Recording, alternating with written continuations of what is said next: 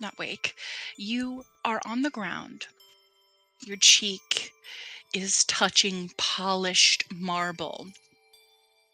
As the bright light of arcane energy beneath you slowly slips away, your vision returns and your eyes blink. It feels as though someone has shined the sun in your eyes.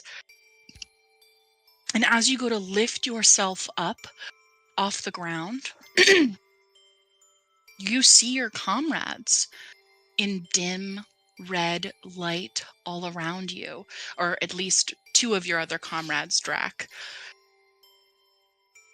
You hear Oregon music faintly somewhere far away, and you're looking at a marble checkered floor. As you look up, you realize that you are in a dimly lit hall with torches set into iron sconces along the wall. Dancing shadows flicker with every breath of air, but her shadow is the longest and haunting behind her. The air is heavy with the scent of dust and stone and something lingering at the edge of your perception. Something like blood or decay. The tiles are so reflective, they flicker the torch flames, and you can hear as Strahd steps forward the clack of her heels on the ground. Aw, heck.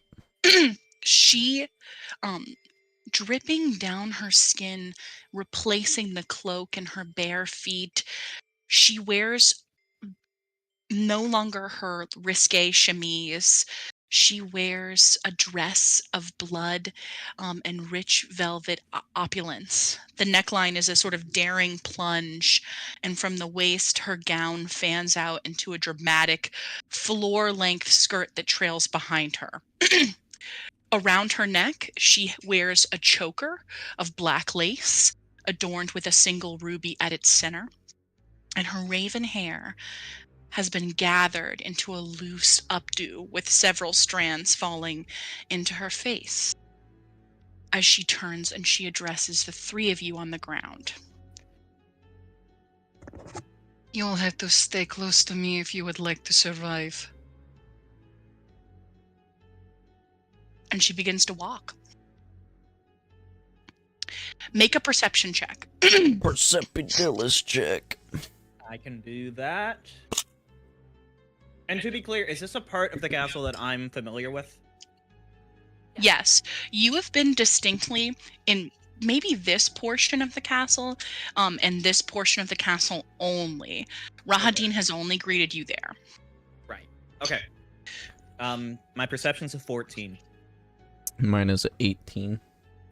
Damn it. 18, Drac. As you look up at these, this ceiling is huge. It's a huge arch. Up on these sconces at the corner of the room, you see there are statues of wyverns staring down at you intensely. Strahd begins to move forward, her heels clicking on the ground. And as she moves from the room, the sconces immediately go out, and the ones in this room begin to light with her presence, almost greeting her. Yeah. Nope. We are magical. going in. Uh-oh. All hope. Hope is call. Hope is word. She begins to walk this way, motioning to you to follow, but she says nothing and does not look behind her. What is happening? Seems like... Do the sconces continue to go out as she walks by them? Correct. Okay. This room that you guys... Jay kind of turns back and nods, like Jay knows better than to go against Strahd right now. As she takes you into this big room with these large pillars, the hall has great cobwebs that stretch between the columns that support the vaulted ceilings of this dusty hall. Again, they are also lit by sputtering torches and iron sconces. They cast great shadows across the faces of 8 stoneless gargoyle sitting on the rim of the domed ceiling.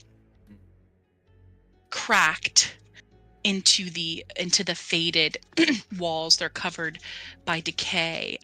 There is a set of double bronze doors to the east that you just came through, and a lit doorway to the south, where you can hear organ music playing as you approach. She continues to walk in that direction, her heels sort of clicking. She moves quite inhumanly fast, but she has slowed her pace enough that you should all be able to keep up. Hope walks behind you, watchfully. Where are the rest of them? She asks, but Strahd does not address her. She continues and she takes you down a hallway. Oh, sorry, Jay. Oh. Ah! I've been stretched. She takes you down a hallway and you hear sad organ music playing from this door. And as Strahd approaches it, the door immediately opens. You smell first what's coming from this room, and it is the scent of decadent beef. It smells amazing, like it was freshly cooked. And then you notice the people sitting at the table. One moment, I'm going to take them out of the GM layer. Oh, not him. You don't see him. I don't. Precisely. I was just having some problems with the stream thing, so I fix it. We good now. You see, sitting at the table, some pretty pivotal people. Ones that you distinctly recognize. Excuse me. Sitting at one end of the table, laughing rather roariously, is a dark-skinned drow elf. Black hair sort of hanging in front of his face. The boy, he appears to be about 10 or 11. He's quite skinny. He wears a sort of short cloak over what appear to be sort of like peasant clothes. He has on a peasant blouse and a pair of slacks. His feet are bare. And he has a giant turkey leg, like two times the size of his head, that he's trying to chomp on very quickly. Across from him is a tiefling girl. She appears to be about 14 or 15. She's got brown hair sort of wily around her head, and her flesh is a humanoid in color. Like maybe she is not all tiefling. She is wearing a and she's sort of wearing adventurer's gear like you might find on yourselves. You see at her side is a sheathed dagger. Her hair is done sort of in a braid down one side of her face, and she looks familiar to both of you. Her jaw is quite strong, but her eyes glow green like your friend adjacent to you. It doesn't take but a moment for you to instantly sort of clock that this is likely Jaren's young daughter. Oh shit. As Hope sort of gasps her name, Isabel, under her breath. Adjacent to her, also in an uproarious laughter, is a half-elf. She is wearing these silver robes, very similar to the ones that you see Jay wearing. She has very like MC Hammer kind of like poofy pants like you might see on like Avatar: The Last Airbender, and she has sort of an oversized robe with these like extensively wide sleeves. You see also playing rather uproariously at the organ, sort of thumbing his little hands on the keys, a small mechanical creature, a doll-like figure with porcelain skin and a manic grin, wide, unblinking eyes, and he moves jerkily as if his joints are stiff. His laughter is high-pitched and unsettling. It sounds like air moving through metal, like this creature does not have vocal cords. And you see your loved ones laughing. What do you do in this moment as you see them sitting there at the table?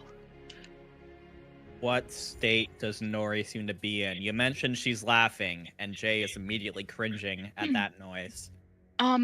You see that she stops laughing, and as the door swiftly opens for Strahd, a gust of wind sort of blowing in on this beautiful table. Oh my gosh, I forgot to tell you guys what was on the table. So the dining hall is vast with high vaulted ceilings. A large chandelier casts flickering light over an ornately carved table. At the table, you see your loved ones smiling. There is the table is laden with delectable foods: roast beef basted in a savory sauce. There are roots and herbs of every taste, sweet fruits and vegetables, and there are plates set for each of you with fine, decadent china and silverware. At each seating place, there is a goblet that is filled with amber liquid. The fragrance in here is spectacular. But Nori turns and she looks at the door as it opens, and she smiles and she stands up and she says, "Jane, you've come to join us for dinner. Strahd said that you might come," and she rushes towards you and she puts her arms around you. And she feels real? She feels real. Her skin is warm. Can I make a perception check to see if there's any sign of cackle fever right now? Yeah, absolutely. Cackle these hey. fevers. Mm-hmm. Yeah. 1 sec. Well, that's a 7. Ooh, my phone. On a 7, your sister's her body is warm as she hugs you. And yes, she is laughing, but she's also talking, and her eyes aren't bloodshot, and she doesn't have a wicked kind of grin where it's so wide on her mouth that it's stretching from ear to ear. She just looks at you and she smiles. Yeah, I mean, Jay for sure. I think first cautiously, kind of like slowly wraps their arms around Nori, and then it's like all at once it is just so tight as he just is just almost hyperventilating a little bit, like, "Nori, I don't understand how you're better. What? How does this? What is happening?" You have to come. There's she points back to the table. They're going to have dessert soon, and if you sit and you eat well, the dessert will be fantastic. They're going to have cinnamon rolls for dessert and cake too. She looks at Strahd, and Strahd smiles at her earnestly, and she nods. "But of course we will have all the cake that you can consume, my dear." And she smiles and says, "Thank you." She begins to drag you back to the table by your hand. Hope rushes in towards her daughter, who sits at the table. I assume little kid is Throck. Yeah, he is Throck. Is his name not on him? No. Yeah, you can see it's spelling Hope and not Throck right now. Okay, let me fix his name. You should see it. Yeah, the little boy, he is eating large quantities of food very quickly at the end of the table. Drac, you know that you're in the Underdark. You have to hunt for everything that you have. You have never seen a table as vastly set as this. the first greatest feast you may have ever had was the one that you had with the Vasani. He looks at you with his mouth full and he says, as he waves to you with a leg of a turkey. Well, Drek, he's so skeptical, He's just gonna slowly make his way. Nori will drag you, Jay. Right next to the rock. I will be dragged. I think Jay is like a little overwhelmed with emotion right now. Yeah. And it's like I don't get it. I don't get it. How long have you been awake? Well, mostly from this morning and onward, you know. She reaches over and she grabs sort of a fistful of berries and she puts them in her mouth. I'm going to be made on a run, safe, she says as she's eating with her mouth full. She said, I'm glad that we made it down the mountain safe. And she continues to eat. She doesn't look a day older than the day that you saw her last. Yeah, we made it down the mountain. That's for sure. Mm-hmm. You see Hope is touching her daughter's face, twisting her from side to side, inspecting her neck, touching her hands, moving her around. You see Isabel go, Mom, stop it, as she sort of pushes at her mom's hands. Mom, this is embarrassing. Please stop. Are you all right? Isabel looks at her mom for a second and she's concerned. Yeah, why wouldn't I be all right? I'm just so glad that you... How long have you been here? She begins to question her daughter very quickly. What are you guys doing? Jay has not eaten anything yet, but I would like to try and like sneak a look at my silver mirror and see what it's showing right now. Oh. As you take a peek at your silver mirror, sort of holding it at your thigh, Nori looks down and you just see her reflected back in it. Well, that's fancy, she says, as you see her face reflected back in the mirror. Yeah, it's really nice. Strahd steps in to the room and the door closes behind her. The mechanical creature at the piano continues playing rather rapidly, his little body sort of moving left to right as she sort of stalks over and goes to take her seat at the front of the table. Throck looks at you, Drac. And I look back at him, and before he says anything, I assume he still has his face stuffed with food. Oh yeah, he's munching. I'm just like, Throck, what are you doing here? And I give him like a little noogie, you know, like a brotherly noogie. I'm like, don't eat so fast. How are we gonna be able to talk? Make a perception check.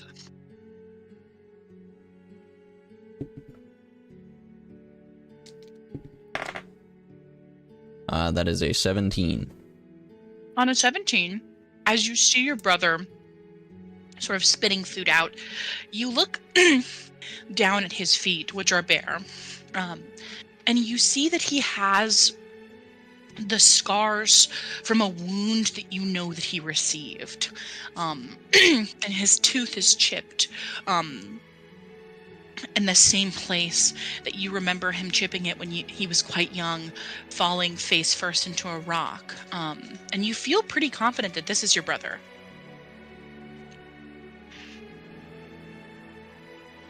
Well, this damn. tastes so good. What are you doing here? He turns and he looks at you. Well, I see you met my lovely friend up there, and I point to Strahd. Oh yeah, she's so nice. Has she been treating you well? Yeah, when I got here, I was out in the cold. I don't even know how I got here. It was like I was swallowed by a cloud. And then I met her in the woods, and she was so nice. Strahd sort of smiles warmly at him. Her house is huge. You see this? And he looks up at the ceiling, sort of leaning back in a large chair. Strahd reaches over and she corrects his chair so that all four pegs of his chair are on the ground. Be careful. We do not want to fall, she says as she sort of pushes him in. Oh, yeah, that's right. I don't want to fall for sure. He hands you his half-eaten turkey leg. Do you want some? There's more in the center. No thanks, buddy. You go ahead and finish that one. I'll see what else is on this table. There are, decadent fruits and some other things. And Strahd, she begins to, she claps her hands together and she looks at everyone at the table. Make an insight check as you look towards Hope. Or make an insight check and tell me what you're trying to intuit or who you're trying to intuit in this moment.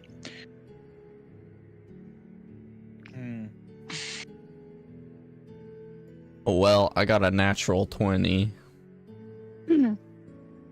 Wow.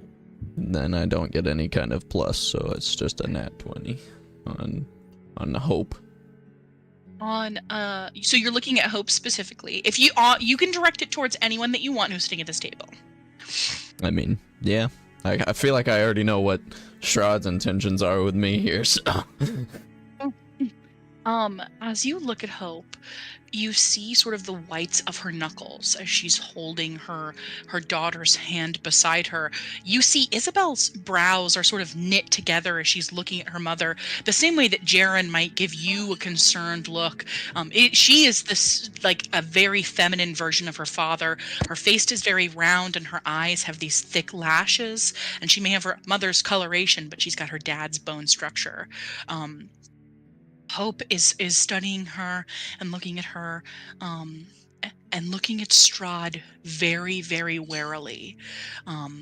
Hope still has her spear attached to her back, and she sees her daughter's dagger at her side, and every so often is gazing at her daughter's dagger very quickly, and also looking at Strahd as well. But you can tell that she is leant back in her chair, and being very, very, very cautious in this moment, because it appears that Strahd is in quite a better mood than when you saw her out in the woods. I got an 18 plus 6, 24 insight on Strahd. I think Jay is trying to figure out what... Like this is obviously a very different Strahd than Jay has ever really known. So Jay's trying to figure out...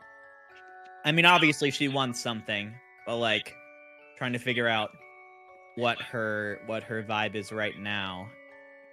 You have never, Jay, in the time that you have interacted with Strahd, ever seen her in such regal garb. Like, the ends of her, like, very tight sleeves have this beautiful embroidery in black and these little gems. Mm-hmm. She is dressed. She's wearing shoes. Her face is clean of blood. She looks ravishingly beautiful in the light in here. You see that her chair is the largest chair at the table. It has a very high back. She has shifted it to sort of focus her attention on Throck and Drac, and she is leaning her elbows on the table, leaning slightly forward and toward them, like paying special attention to them. On a 26, she is looking at Drac and his empty plate, and then back at the table and the rest of you. Okay. And then before she starts, Jay is gonna lean close to Nori and be like, "So you say you woke up this morning? How long have you been sleeping? Where's your bedroom at?" She looks at you, and for a moment she's very confused. Only a day or so. That's what the lady Strahd said, that you had just been gone and out a day or two. How long do you think I've been sleeping? Is everything okay? Where were you sleeping? Upstairs? Upstairs? In what room? She thinks for a minute. um, I'm not sure, just I'm assuming one of the guest rooms. It was quite nice.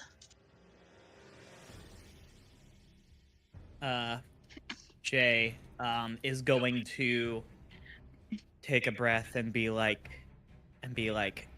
kind of try and plaster on a smile and be like, yeah, um I'm just really glad that we can share this meal.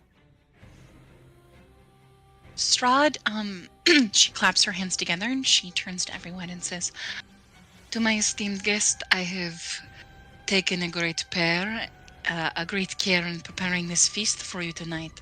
I hope that you find the accommodations to your liking. Is there nothing on the food that you will eat?" She turns to you, Drac. Well, as you know, it's been a fairly busy day, and I'm just now seeing my brother for the first time in a while. I have more important things on my mind than eating.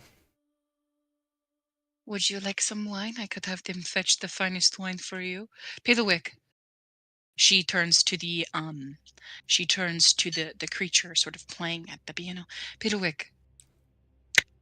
Sort of like a tis tis sort of thing, and he like scampers across the floor, rushing out of the double doors that Strahd had just entered, and he comes back but a moment later with a wine bottle about as large as he is. He's a very small creature. He's about the size of a gnome.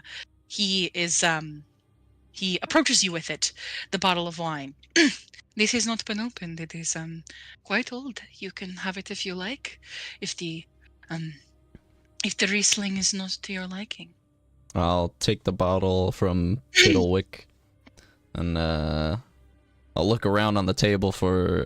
I assume it's corked. Is there an uncorker? There's knives on the table. There is a bunch of things on the table. I think if Strahd notices you looking for a cork, she actually leans forward and sticks her finger into the wine bottle and cracks the top of it. So the whole top portion just falls off and liquid begins to fall out of it. Yeah, that would do it. There you go. That should take care of it. Oh, And thank you. And then I'll pour myself, and then I'll look to her and like gesture. Would you like a glass? of course, she leans forward and she, as your hand is around the glass, her fingers curl over your own, and she will guide the glass to her lips as your hand is holding it, and then drink, and then provide it back to you. There is red ruche, sort of an imprint of her lip on the glass as she turns and she faces Isabel and Hope. And she turns to Hope and she says, "I heard that you are a great warrior. And Erin, yes, your daughter tells me." Hope looks at Isabel and back at the Lady Strahd and says, "Yes, I'm an exceptional warrior." And she stops speaking. Her daughter still is studying her quite intently. And Strahd turns her attention to Nori. And she says, "Did you enjoy the paint that you were provided in the library?" "Oh, it was so nice. I've never had such a nice set of paints. In the monastery, we're not allowed, personal effects except for high elders, and they keep their weapons locked up quite tight, but not too tight." She laughs. And then she looks down, sort of embarrassed. "Well, don't worry. There are not many locked doors here. But keep in mind, if they are locked, that you should not enter them." Oh, I would never impose, milady. As this conversation's going on, Drac would like to try to very super sneakily talk to Throck. You can talk to Throck. You are adjacent towards her, and her chair is still like her whole like lower half of her body is still torn towards you, even though she is looking at Hope and Nori and them at the other side of the table. Okay. You imagine that there's very little that she might not hear unless you have some sort of magical way to communicate with Throck through his mind. Dang, I don't. Throck is munching on sort of everything in front of him. And he turns to the Lady Strahd and he says, "Thank you for all the toys that you got me today. That was very cool. I mostly just have a paddle with a ball and a string, but all of the stuff that you've given me is very nice. I don't know if they'll let me keep it when I go back home." "You need not worry about returning home. I promise that you can keep all that I have given you," she says. "All right," Rock says as he sort of tosses a shit ton of crackers into his mouth. And he looks at you. His cheeks are never not full. But you know, Drac, in your village, only the strong are able to eat. And Throck is a young boy, so he sort of gets the scraps of whatever's left. So this is quite a feast for him. You are in this room. I would like for you, Drac, to make a perception check as you look around sort of cautiously. Oh, that's a good roll. 22. On a 22, your attention was sort of briefly stolen towards your brother sitting at this table, a sort of shock of seeing him. And as you look around the room, there is incredible ornate wallpaper with beautiful vinery. It's decadent in here, paneling at the lower base of the wall, and there is a gorgeous painting hovering above this organ. In the painting, you see another regal depiction of Strahd with sort of a very vampiric, high backed neckline. Her hair is down and sort of wild. She has a sword in front of her. She sort of sits on a throne. Standing behind her, with his hand sort of resting on her shoulder, in this very regal garb, a white-haired elf with dark skin, high ears, a very handsome elf. He's the same elf that you look at every time you look in the mirror. That it's you. In this painting with Strahd, it is weathered by age. The painting itself has a layer of fine dust over it, but it's also sort of yellowed with time. This painting is very, very, very old. And not recently modified. Not recently modified. This painting has sort of been there for a very long time. Make an insight check looking at yourself in this painting with advantage. You know yourself very well. Good thing for the advantage. That's an 18. You see Strahd with a gentle smile in this painting, and her hair is kind of wild and untamed. Her cheeks are flushed, like she is quite happy. Looking at the depiction of yourself in this painting, your mouth is set, your jaw is tight, and you feel like a brief moment of intense sadness looking at yourself depicted this way. You look sad as fuck in this painting, essentially. Sad. Big sad. You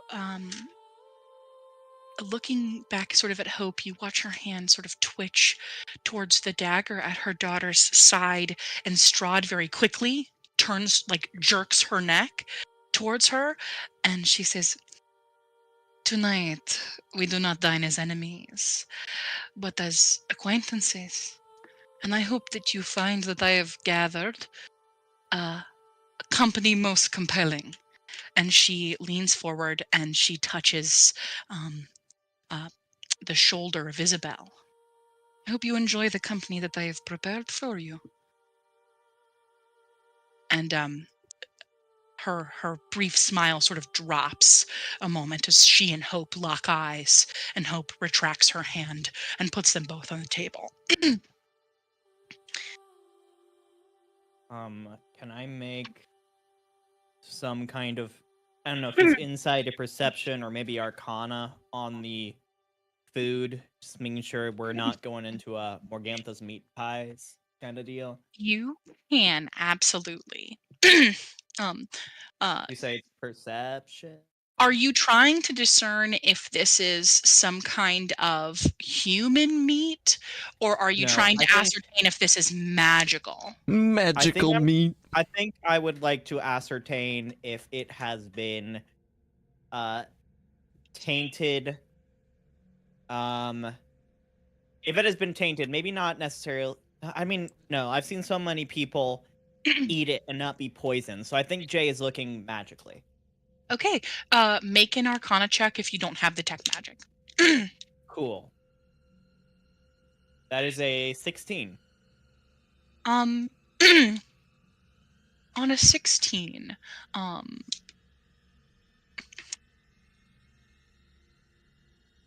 a 16, looking around at everyone eating, you mostly on a 16 are noticing that Hope's daughter, Isabel, Jaren's daughter, is starting to look really concerned.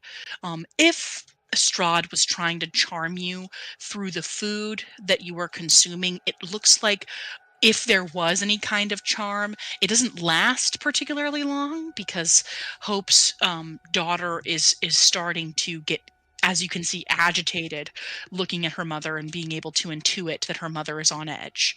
And thinking about that, you're like, it is likely that the food has not been tampered with, just because it doesn't appear that anyone here is charmed with anything except for maybe the gifts and the hospitality that they have received. Got it. Okay. In that case, Jay will cautiously start eating. I mean, this is surely the nicest meal that's been in front of him in years. So The food is delicious, truly decadent. This is the nicest thing that you've ever tasted, and it has been prepared perfectly. As you see, Strahd sort of looks earnestly on at Drac. Drac is currently just looking at Throck, just he knows it's him. It's just like, you know, when you're lying to somebody, like in a very sad way, Drac's just gonna look at Throck and just like try to hold back tears and just say, I'm so glad you're here. He is going to roll an insight check. He does get a -2 to this. I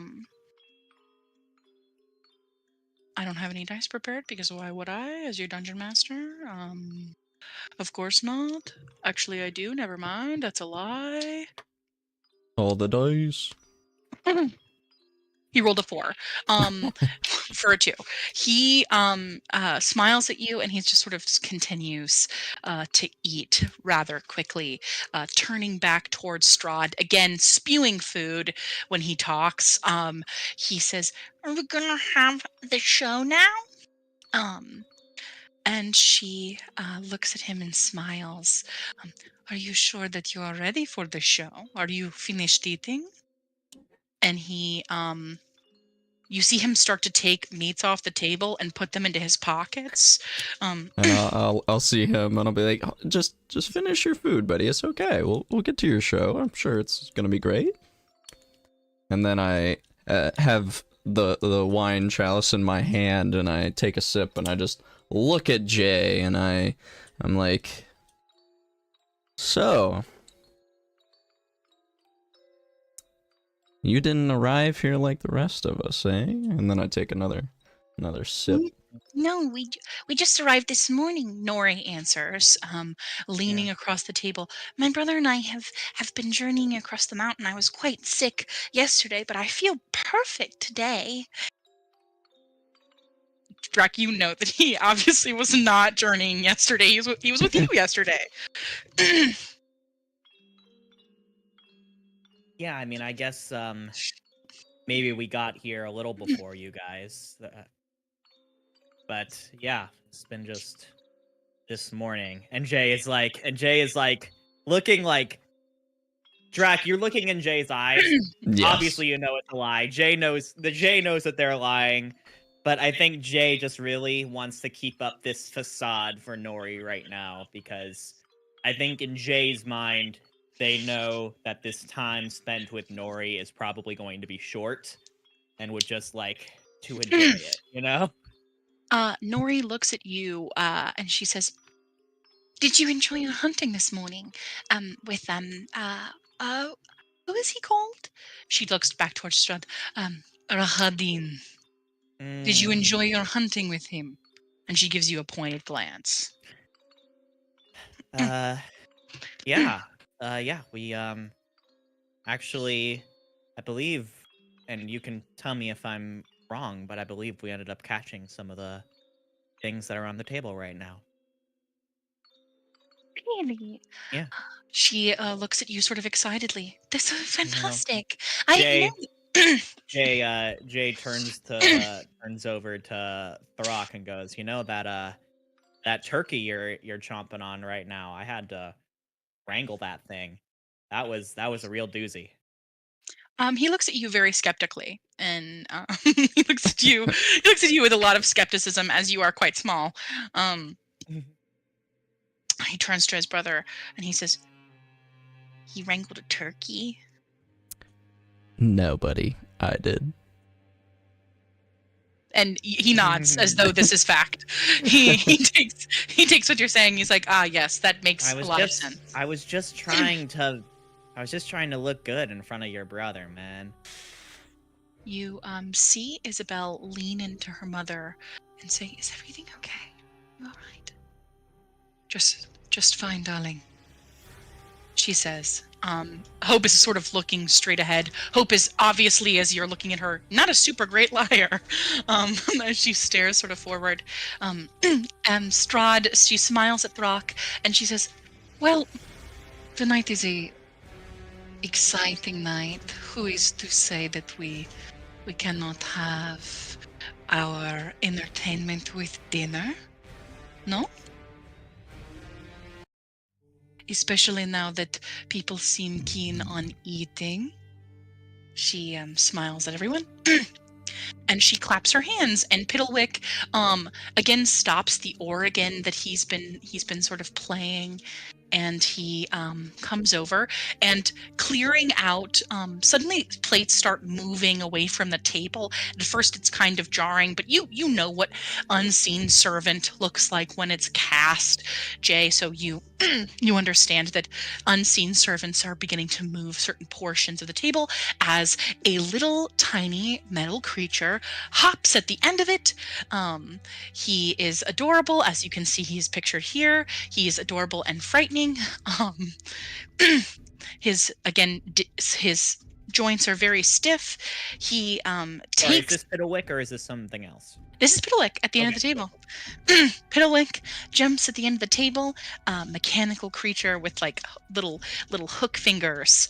He begins to juggle knives. The whole time he stares directly into your eyes, Jay, as he juggles these knives faster and faster and faster and faster. A little porcelain smile on his face as he manically laughs. Strahd giggles and claps. Um, um, this slow applause. Yeah, Jay kind of gives like a cautious like, "Yay, good job, yeah, that's pretty cool. That's impressive." He nods at the encouragement, sort of fueled by it. He takes one of the knives in the middle of juggling them so quick that you sort of lose them in movement, and he pretends to slice his own throat, tossing his head back and throwing a cup of wine in the midst of his juggling, as though it appears that blood has splashed across the table. Okay. Strahd laughs and she claps. This is amazing, Beetlewick. Yes, yes, yes. Clearly enjoying what is a very I am looking at Throck. What does Throck think of it? Throck's eyes are so huge. You can tell that this is not the entertainment that he was sort of expecting. And he looks at you and he gives you like a what the fuck look as Piddlewick continues to juggle. Strahd says, next, please, next. And Piddlewick takes out of his little puffy pockets 2 hand puppets. One of them, quite frightening, a sort of button dangling down from its little sock eye. The other one also equally frightening. As the Piddlewick... They are both scary. Piddlewick begins to mime them talking to each other until one consumes the head of the other and slowly rips the sock off of Piddlewick's hands. And at the end, when the other sock has consumed the other puppet, he extends his hands out and does a bow. He looks at all your faces as he comes up. Jay, I think, is probably smart enough here to kind of follow Strahd's lead and be like, and like give like a bravo. Strahd is watching you intently, Drac. Are you clapping? No. I kind of like the look of meh. Like, you I've see seen better. like Jay's giving like a polite applause and like, good job. Yeah, that was cool. Yeah. You see Strahd's smile sort of slowly drop as she looks at Piddlewick and she says, next. Her voice slightly more intense. Piddlewick sort of scrambling at the end of the table. He begins to pantomime executions, different kinds. You sort of lose track of what's happening at the end of the table. Throck is getting kind of uncomfortable, sort of watching this as Strahd... How is Nori reacting? Nori has sort of her head sort of tilted to the side, but if you clap every so often, she will also clap at a much slower pace and sort of look around to assess Kinda the people like at the table. Yeah. Yeah. Okay. I'll just look at Throck and say, would you like to see something better? Ooh. All right. Piddlewick, his brows lower as he trains in on you, Drac. He begins to slowly juggle knives again. Yeah, please. Oh my gosh. And then I cast dancing lights and I start juggling my dancing lights rather than whatever this guy's doing. Strahd gives Piddlewick a look that if looks could kill, and she could, Piddlewick would be disintegrated into literally dust and ash. He scampers off the end of the table like a discarded spider. As she looks at you juggling and she claps. This is fantastic, amazing. Everyone clap. She looks around at everyone sort of forcefully. I mean, yeah, Jay will give the same clap for Drac as they did for Piddlewick. Sort of forcefully demanding that forcefully, everyone like, yeah.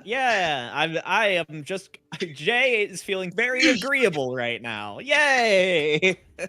Hope and Isabel do distinctly not clap. Yeah. She says, that is fantastic. Bring in dessert. Again, unseen servants begin to usher in rich chocolate cakes covered in ornate icing, honey buns, and cinnamon rolls and danishes. The table is cleared and reset with desserts. And she turns to you and she says, "Have you been enjoying your time in Barovia so far?" Who is you? Is me you? She's talking to you, Drac. Oh, okay. Well, honestly, no, it's been pretty shit since I've got here. That is too bad. That is too bad. Well, tomorrow I have scheduled an itinerary for everyone to enjoy some fanfare and a theater production, not by Piddlewick, she says, as Piddlewick sort of has, at this point, disappeared under the table. Um, and she says, "I have organized this sort of production, if you will. I think that you will quite enjoy." You hear that, Throck? We're gonna have a day of activities? Throck looks super hype. Today was awesome. I have a bunch of new toys. All the toys that you could ever ask for. I don't think that Mom will let me keep them, though. Do not worry about if she will let you keep them. Okay, but what about when I go back to my home? She leans forward even closer. You are home now. Do not worry. Oh, okay. He sort of looks at you sheepishly. I just kind of go like, she's a little, yeah, and then I like the finger thing. Her smile is very tight. Oh yeah, she pissed. Over her lips. Incredibly tight over her lips. I'm sure that it will be much fun for all of us. Nori, are you enjoying your dessert? Nori has not touched anything on the table now that, again, the sort of evening is taking a more intense tension. She's just sort of looking at you, Dre. Excuse me. You, Jay. She sort of looks at you, Jay, beseechingly. Like she's looking for some confirmation in your face that it's okay for her to be comfortable right now. Oh, right now I think it's okay. Question is if it in an hour it will be. Jay.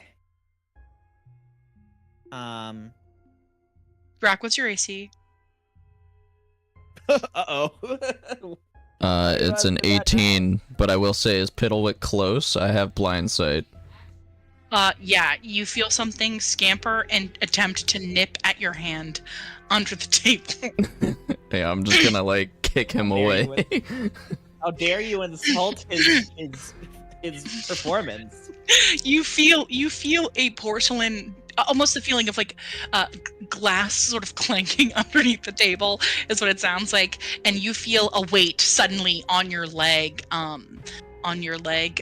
Jay, as you look under the table, you see a menacing little Piddlewick face, but he scampers up onto the table wood itself underneath the table and disappears from your leg.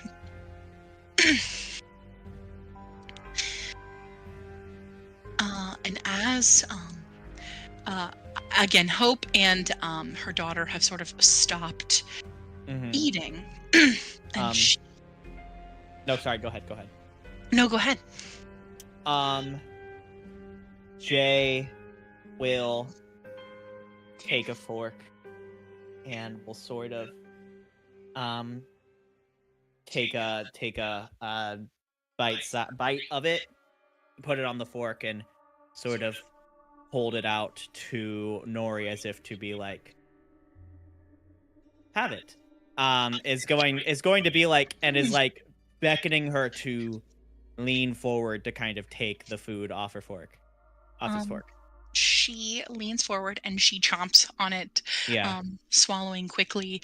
Mhm. She smiles at you and she says, As she leans forward, Jay also leans into her and kind of next to her ear, and Jay is going to whisper, "Don't react, but you've been asleep for 3 years." Oh, how's she not gonna react to that? I'm gonna have her make a performance check. She smiles at you and she says, "You're right, this is delicious." As she leans back and she uh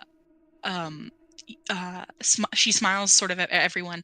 "Thank you so much, Lady Strahd." And Strahd smiles back at her. You feel Nori's fingers dig into your wrist, her nails circling it tight as she is panicking, but it doesn't look like externally that she is. Yeah, Jay squeezes her hand back, trying to be as comforting as they can right now. She says, "It is so lovely to taste the sweetness of family again. But it need not end here tonight. I would love to have you all stay for a long, long time. But it is time to say goodnight to the children." Da?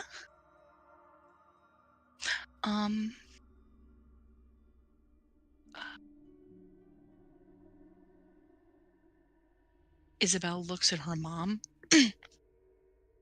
and Hope nods softly, and Isabel stands up and she says, "Come here, Throck. You can come stay in my room. You too, Nori. Second floor, first door on the right," she says to her mother as she grabs the two of them, taking their hands, and they begin to exit as she looks back at her mother very pointedly and says again, "First door on the right." Strahd does not miss this. Yeah, of course. She takes them all out with her. You see Isabel not only has, as you see her turn around to her back, she not only has a blade at her side, there is a great sword on her back. And she's like a very tall young lady, like quite large. As she exits the room, looking sort of one last look back at her mother as she leaves. Throck is not super happy to be taken out, and he goes, "Hey!" But it looks like Isabel reaches back and grabs some other desserts for them to take with them. Meeting them at the door, you see a dark elf standing there. A dark or a dusk elf? A dusk elf, a dark-skinned elf, standing there, one that you recognize. Rahadin waits for them at the door, and he nods to his master, and he says, "I shall accompany you upstairs, if you would follow me." Does Rahadin show any signs of being injured? Not even a little bit, and make an intelligence check, both of you. Okay. You've gotten the two most intelligent people here. Sarcasm. We are as two characters. We are known for our. We are known for being super smart. Yeah, I did roll an 18 flat. One sec. I accidentally closed out of my character. 18 is good. Drac.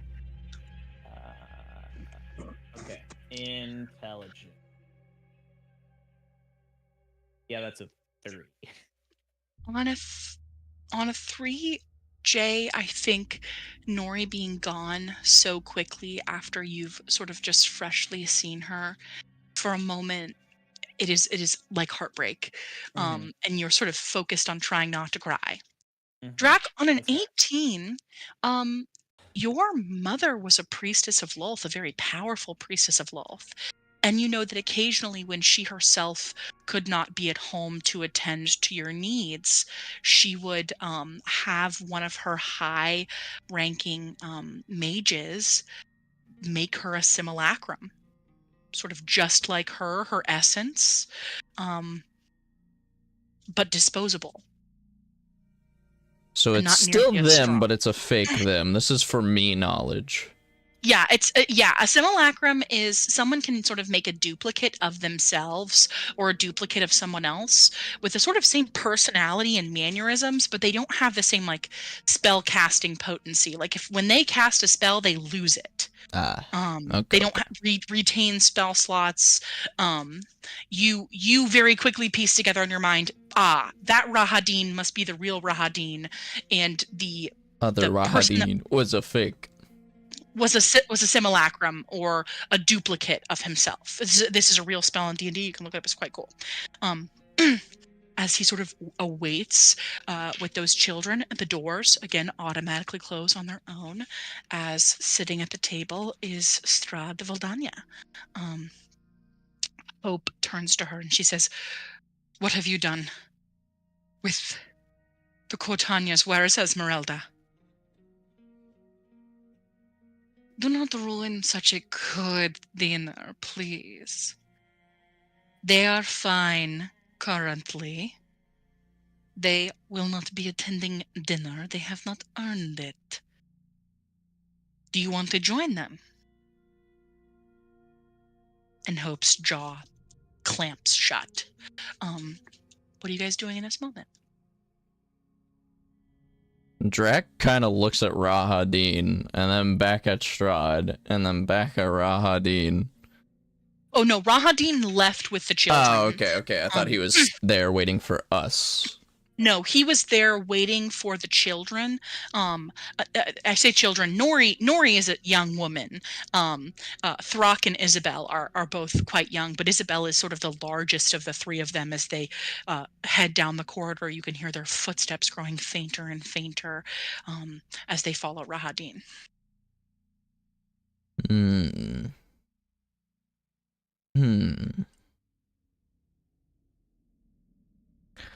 I guess really nothing. Drac is he's kind of defeated. He really can't think of anything to do. Is Jay doing anything in this moment? Jay I think is looking around at the table for something. Is there anything on the table that seems like it would be valuable to try and steal?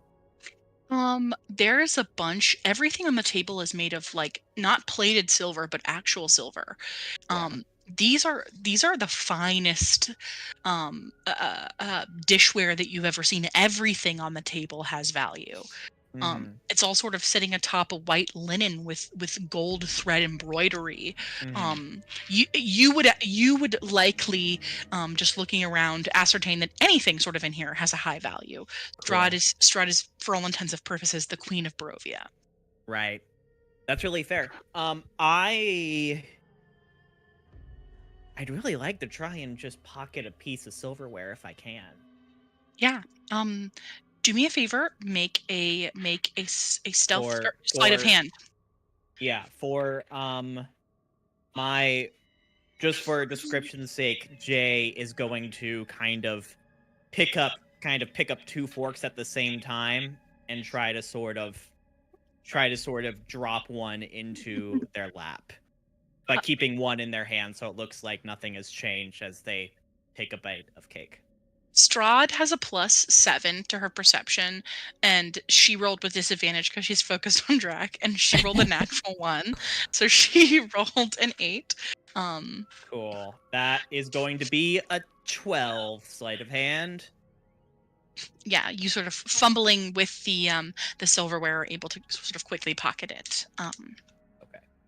She turns towards everyone, smiling. You fought so hard against me, but I wonder, what would you sacrifice for those you love? Everything, perhaps. She's addressing specifically Hope and Drac in this moment. Yeah, she already knows what I'd sacrifice. She already knows. Yeah.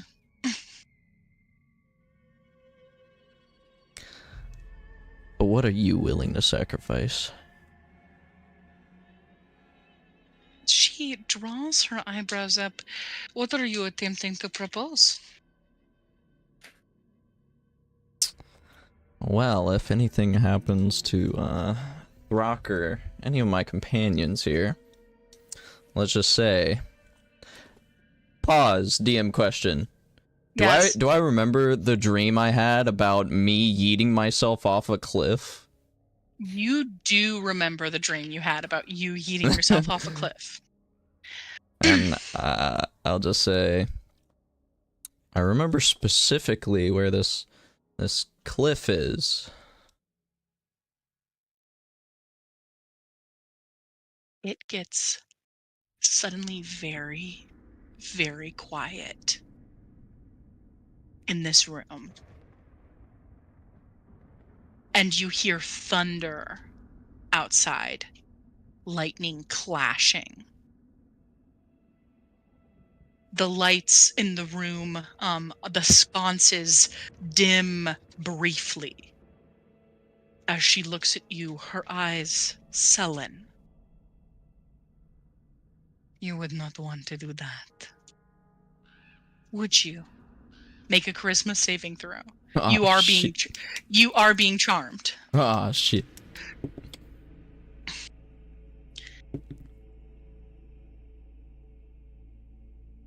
Charisma. Oh, +2. Does a 15 do anything? You feel like that would be a very bad idea, Drac. Why would you Oh, want to do no. that? She gotcha. Why would you want to do that? I just look at her and I say, You you're start right. to feel I wouldn't want to do really that. guilty that you would be so rude Why to would such I a even kind, say that? generous host. Do I clock that this charm just happened? Oh yeah. Okay. The sconces relight. And she says, "Of course, that is such a silly thing to say. Your loved ones are here. I've brought the people to Barovia who you so desperately seek to see." She looks both at you and at Hope. All that you love is here. And they could stay here with you in the walls of this castle. You would be my family as much as I am yours. And we would all be quite happy together. Drac, you faintly look up to the painting of a version of yourself who does distinctly not look quite happy. Jay sort of pipes up. You say that everything that we love in here, but that's not true. I don't think, because Jay looks at Hope and goes, because Jaren's not here. Oh, he will be here shortly. She lifts up a pocket watch, and she's almost as though she is from a pocket in her skirt. He will be here quite soon, I am sure. And she sort of discards it.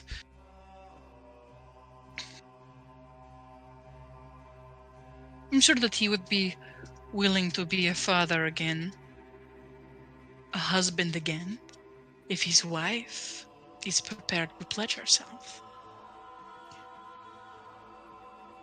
Hope has a 1,000-yard stare. Like she's not even here right now.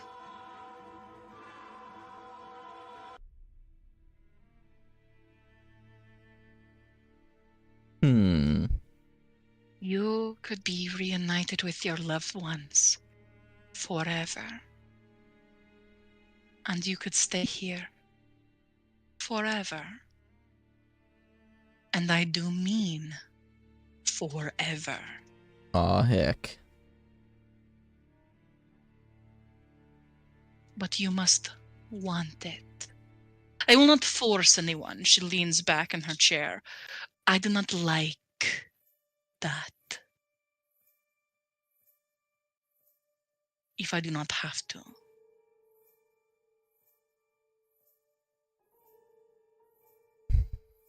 Not that she wouldn't do it, just that she wouldn't like to. She looks at all of you. I assume that I'm still charmed, so.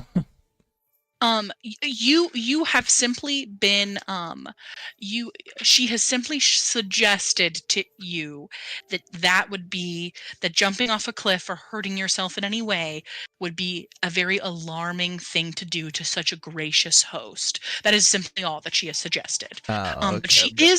she is going to look around the table at all of you and make an insight check. She rolls a natural 20 on hope. She rolls a 17 for you, Jay. Okay. And a 3 for Drac. And for you, Drac, that is a 26. Oh. You may make a performance check, a deception check, or a persuasion check, depending on what you are trying to indicate that you are alluding to. Hope has an auto fail. Hope as you can see it written all over her face, she has no intention of making this deal with Strahd. Mm-hmm.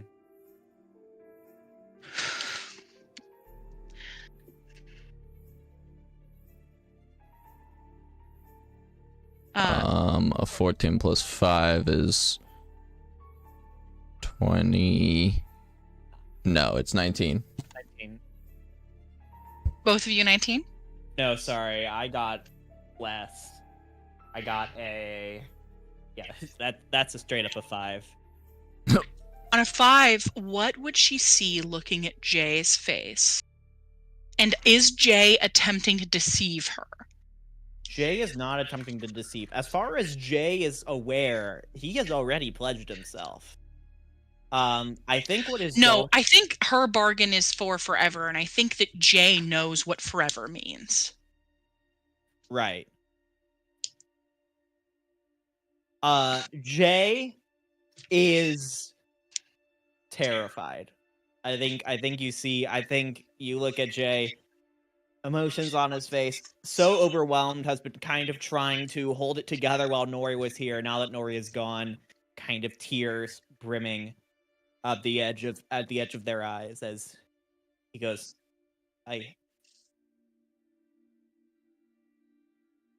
So our agreement would be over, or it would go on forever? Our agreement would change, Jay. You would be... The vibes just Not took the music. This is not a pan flute kind of vibe. I'm so sorry. I love me a pan flute normally, but... Our agreement would change, Jay.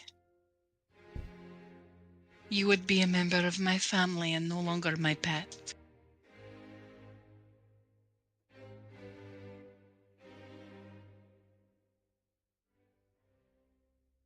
What do you say? I think it's been a long night. I think we all need a rest. That's what Drac just out says. Just says. Mm-hmm. She looks at Drac. What is the energy that she gets from Drac? Looking at him, is he attempting to deceive her from how he's feeling? What is he feeling? My she's doing an 5 insight. is in deception, so yes, I am trying to deceive her that I'm absolutely scared right now. Like there's it's just fear behind Drac's eyes right now because he knows that she will do and can do anything that she wants. Her lip twitches, looking at you, smelling your deceit for her. Yes. I think that you should sleep on it. She stands up from the table. I think all of you need a nice sleep on it. Fine.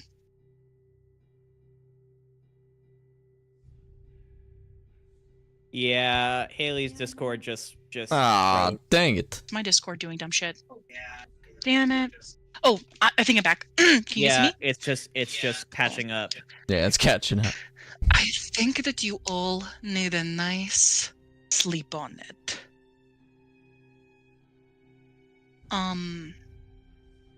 Let me have Rahadin take you to your rooms. Rahadin! The door opens, and you see Rahadin is now waiting there to take you to your rooms. Real quick, is Piddlewick still under the table? Yes. As you go to check for Piddlewick, you see porcelain eyes looking at you from under the table. Jay, looks down at Piddlewick and goes, "For what it's worth," and this is Ernest, goes, "For what it's worth, I thought you were really good." He tilts his head to the side, and you hear his bells sort of gently jingle from under the table. And he looks at you with, even though he's got a very creepy, macabre face, he looks at you with kind of a sympathetic expression. Rahadin awaits for you all at the end of the dining hall.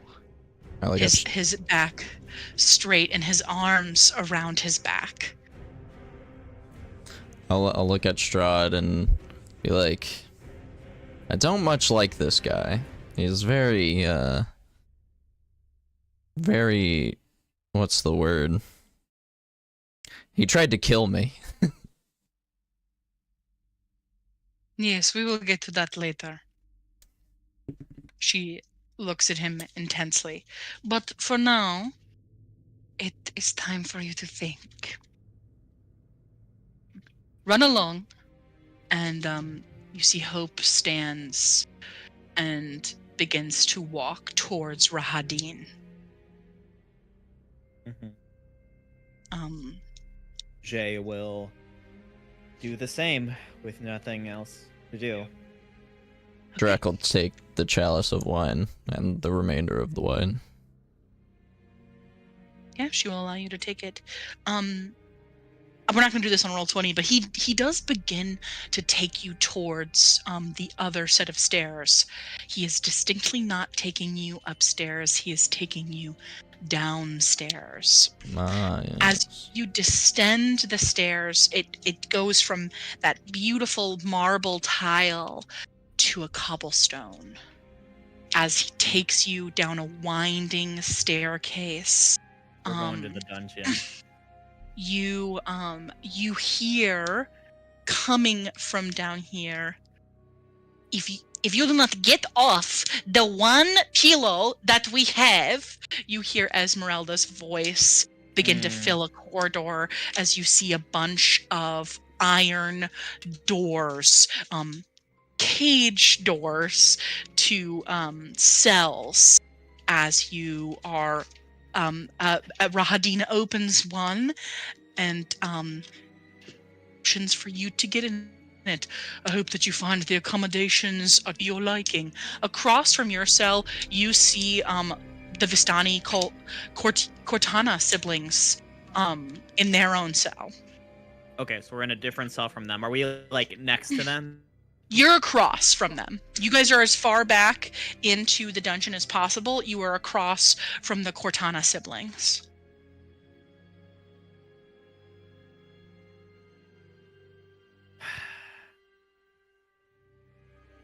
I don't know if we're getting that offer again. As you enter, Rahadin will close the wrought iron door behind you. And he will turn to the Cortana siblings in their cell. And he will say, "It is time, mortal. Eldest of your name. He unlocks the door, opens it, and you see Esmeralda and Alexei, they're panic-stricken as their brother solemnly exits the cell. Follow me. And he begins to follow Rahadin back upstairs. And that is where we are going to call it for the two of you. Woo! What do you guys think? We're I in liked it. jail. Let's go. What do Alan, you think? We're Alan, in we're jail jail. buddies. That was fun. That was That was fun, fun and indeed. just the right amount of like unsettling, I think. So, for meta game, is that command or whatever she said? Does that mean it's suggestion? Oh, does that mean I could suggest that I'm gonna jump off a cliff again, or do I still have that same feeling of, oh, maybe I shouldn't? No. When you're outside of her presence, that suggestion has gone away. No, okay. It's not a permanent suggestion. She is attempting to draw you into a dark bargain and wanted that to be far away from your mind while she was laying out her proposed suggested plan. Which Hope was, of course, never going to take, and Jay has already done, but who knows? Jay might want to become a vampire. Now you guys have time to think on it. Okay. I'm gonna grab some more soup. That was actually I'm glad that I did it with the two of you, because holy shit, Jaren and Christian would have immediately been throwing spells and shit. Something crazy would have happened with them. Yeah. I mean, if I had some kind of spells, I would have, but I'll be right back in just one moment, but I want to talk about it just a little bit more. I'm gonna grab some more soup. 1 second. Okay. Baby, can you do me a favor, actually? Can you, like, turn your camera off and back on? Because if you look at my thing, there's, yeah. you It's, were like, just being frozen. laggy. Yeah. Yeah, it's better now. Cool. Okay. Yeah. Mm-hmm. There is... Uh-huh. Interesting. It was pretty interesting. Yeah. Interesting how Jay just got here this morning, yeah? Yeah, very interesting about that. Drek has so much. So much what? So much emotion. And usually he's just a laid back, chill, kind of go with the vibe guy. And right now he's got emotions. Throck was eaten by a cloud, which means he did not go into the mist. The mist took him. Yeah, that's pretty scary.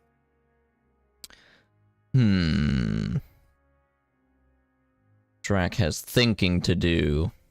Drac does have a lot of thinking to do, and I think we have some time to do it. We do. We have a whole week. Yeah.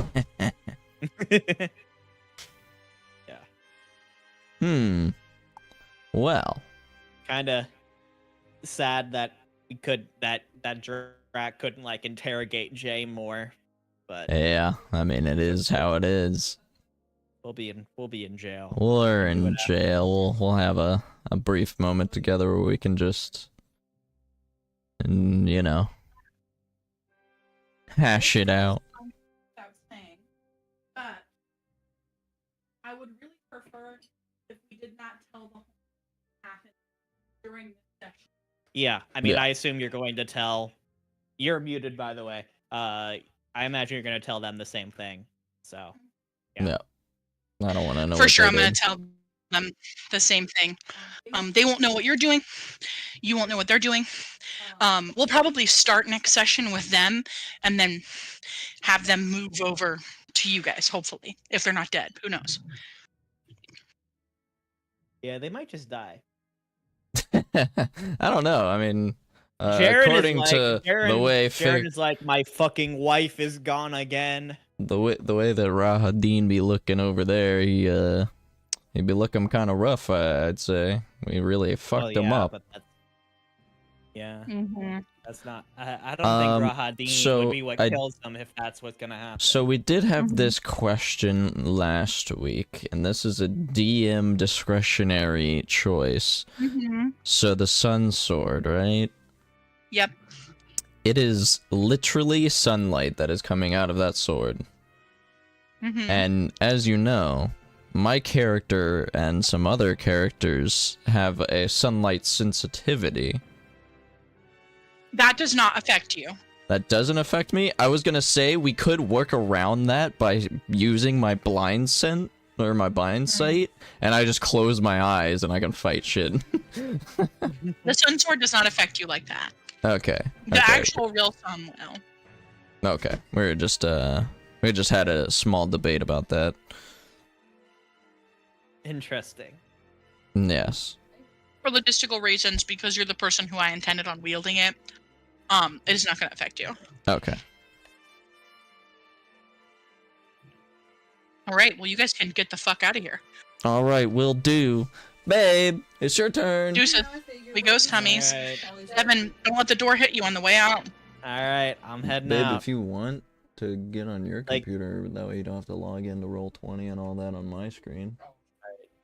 I was just gonna Hi have. guys. Oh, you got it on your phone. I was gonna use my DnD Beyond on here, and then for Roll20, she can just give your account access to my character.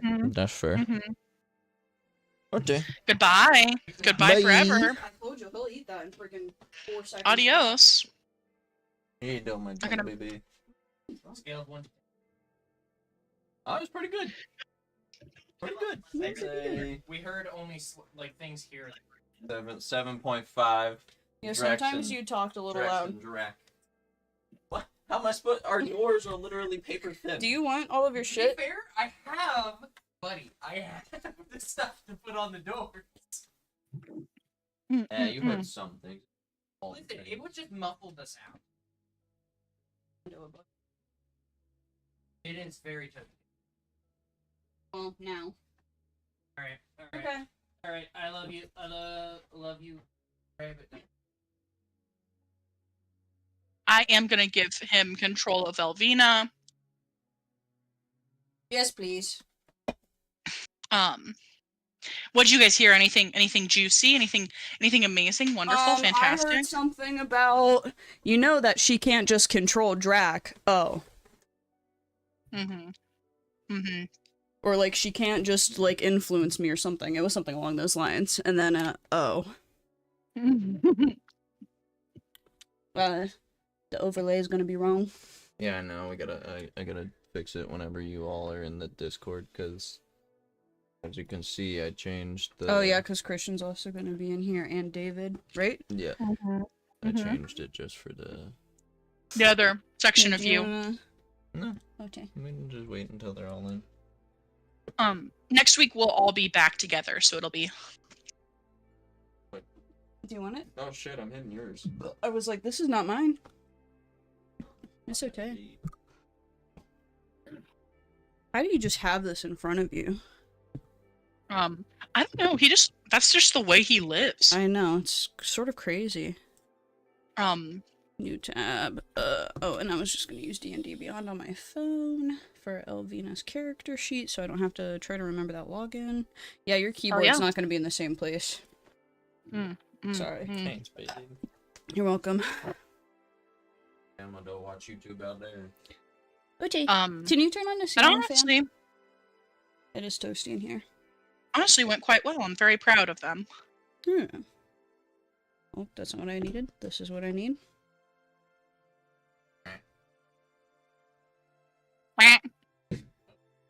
I am sweating. It's toasty in our room. Holy shit.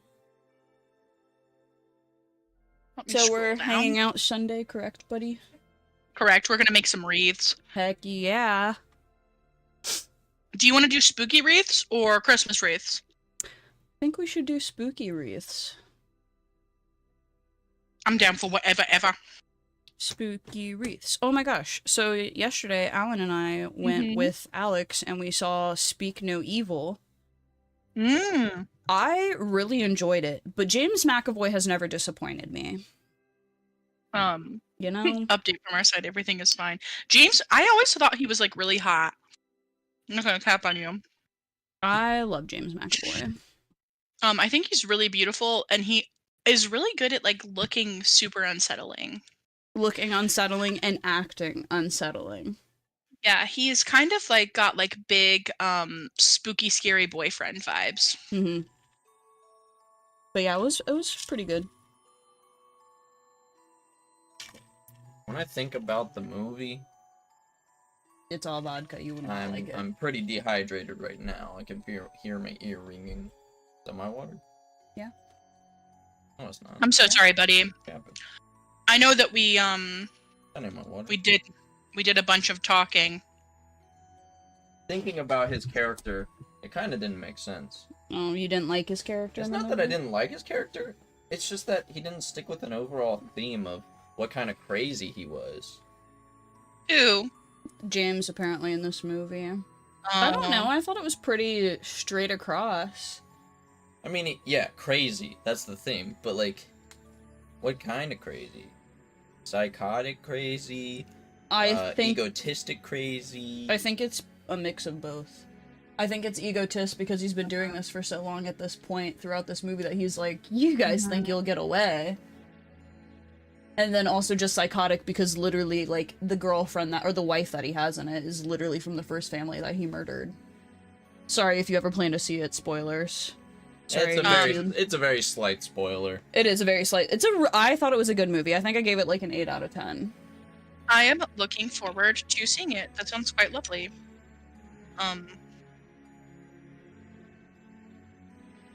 And the score... Was it good? Yeah, I always think that, like, music makes a horror movie, but they also used, like...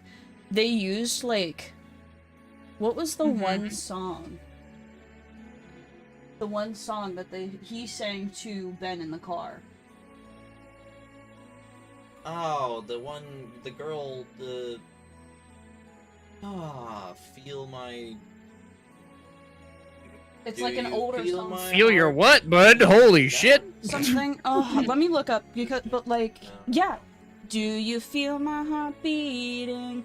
Do you understand? And like they used it at just like the perfect points to make it like hauntingly. Eerie. Yes, it was so good. So good. I liked it a lot. Where's Jaren at? What the hell? I'm gonna add him. Messages. Yes. All the other kids are gone. Yep, he's joining now. Boat. What's up, buddy? Boat. Hello. Like, I don't know how to fix all this stuff. Hola. He's fixing our overlay real quick. Oh, amazing. He's fixing the overlay, and then we will get started. We have the music bot, Christian, David, me, yeah.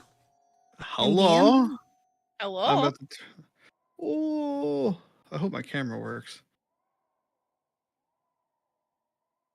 Hey, there he is. Camera Look at the work. fellow. What you know about the camera work? Boom. Mm. Boom, boom. I'm gonna hit you with that boom, boom, boom. Man, this is weird. You guys are gonna have DJ Disco Bot in your stream. Actually, our stream is actually sponsored by DJ Disco Bot. Hashtag DJ Disco Bot. DJ Disco Bot. Sponsored by. DJ Just kidding, not sponsored. Hashtag not a sponsor. How was everyone's work week?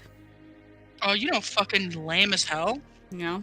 Bad. My I'm domestic shipper was missing from Monday to Wednesday, and my international shipper was gone from Wednesday to Friday, which meant Wednesday I worked by myself.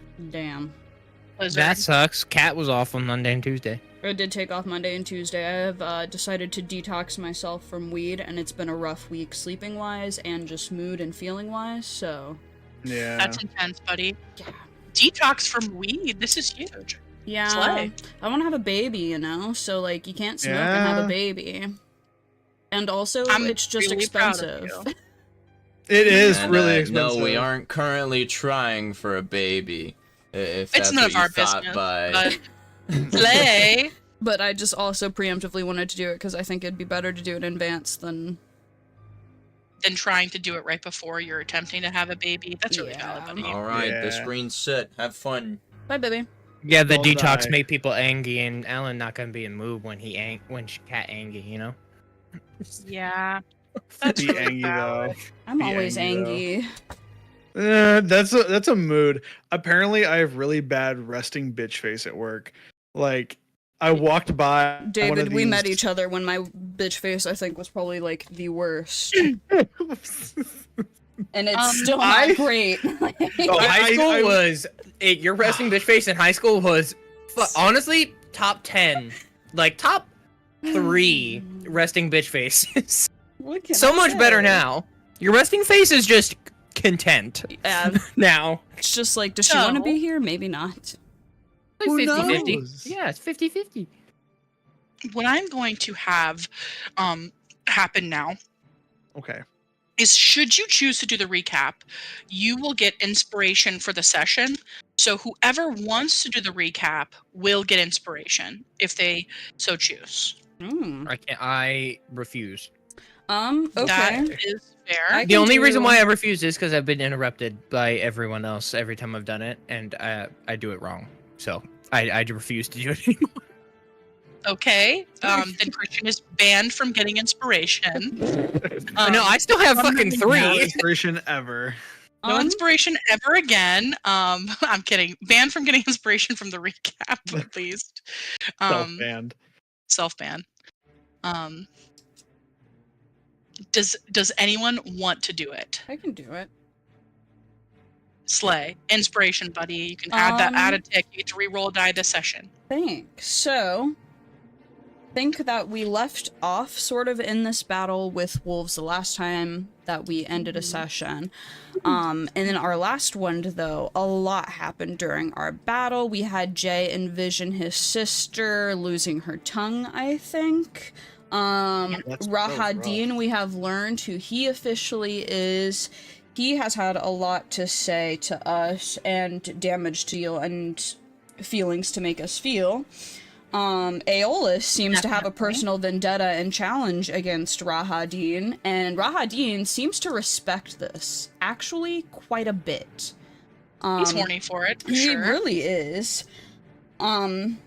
Jay and Rahadin are supposed to be working together, but it seems Rahadin has also this, like, personal hatred for Jay because Strahd, I think, takes a better liking to Jay, and Rahadin's literally contemplated being murdered all the time by Strahd.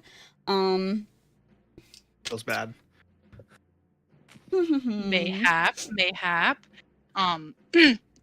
Jay gets approached by Strahd during this battle.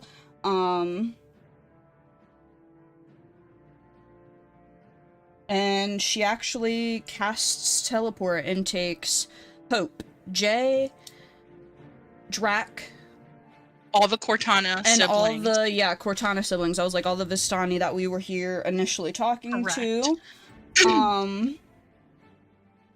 Jay, as she is whisking him away, Elvina sends a mental message and asks if they should go ahead and come or what he would like to do because she knows that he is working with Strahd. Meanwhile, the rest of the party does not, so a little bit of metagaming for everyone who might be watching for there. And, Jay says... They do certainly know now. Yeah. That has been revealed That has to been them. Rahadin actually, yes, revealed that to everyone because he was talking with Jay directly during a lot of this combat. Correct, but prior to Rahadin, it was Algren who intruded, and then immediately was killed by Rahadin, who was like, bah, bah! But Rahadin used his word gun. Rahadin used his word gun. Rahadin used his word gun. But Jay says to not come for them and to just get in the carriage when it comes for us. So just get in the carriage when it comes for you. And everyone was Whisked taken. away. Any additional questions beyond that today, before we get right back into it? I don't believe so. 7 out of 10. Recap. Did pretty good. Honestly, pretty slamming, buddy. You can go ahead and add a point of inspiration. Please, please, please use it. The lads last session learned that it's very important to use inspiration. If you forget about it, I will not allow you to go back. And God damn it. After the fact. So, getting right back into battle, you guys watch as smoke covers the bodies of your comrades and your spouse in some of your cases, and strangers who you barely know or like in one of your cases. And they are whisked away from combat along with Strahd. Still here is Vakor, Rahadin, Valen is dead on the ground, Algrin's on the ground, the yellow wolf and the blue wolf do remain. At the top it is Rahadin's turn. Rahadin is going to move forward. If you've already made a save against his the deadly choir that surrounds him, that constant screams, let me know. I will likely have forgotten, and I am sorry. Quick question. I don't think I ever made a save for that. Rahadin failed his last hold person check. The wording of hold person says it lasts until he saves. Okay, then he is still technically currently held. So he stays here. He gets to make the attempt to save again at the end of his turn. I will say this in your case, if you want him to move, it is a concentration spell. So depending on how you want to rule that, I don't know how you want to do that. So she's no longer here, so she cannot maintain concentration. And shocker, she is actually not within range to maintain concentration. So what I'm gonna say is that he's gonna end his turn here unheld. But he's gonna lose his turn. Elvina, it is your turn. Oh boy. Also, I don't think I ever made any saves for whatever the mental thing that he's doing on, because I wasn't close enough until now. You have not gotten close to him. Cool. Okay, I was just making sure, because I was like, I don't think I ever did that. He was actually right here. Excuse me, sorry. Let's see here.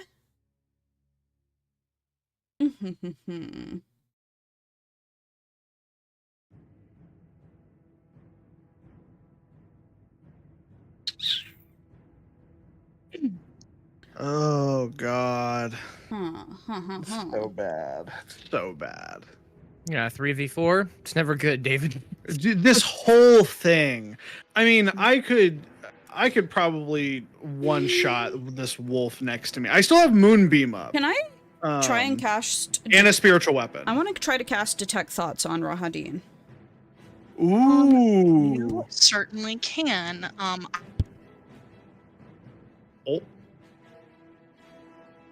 Oh no, not our DM. She froze. Okay. It's the same time of the night. Hello? 9:45. It's roughly like anywhere from 9:30 to 10 is whenever Haley ends up having problems with like Discord and stuff. All right, we blow up Rahadin and we win the fight. No rolls necessary. Technical difficulty. Haley, don't move if you agree.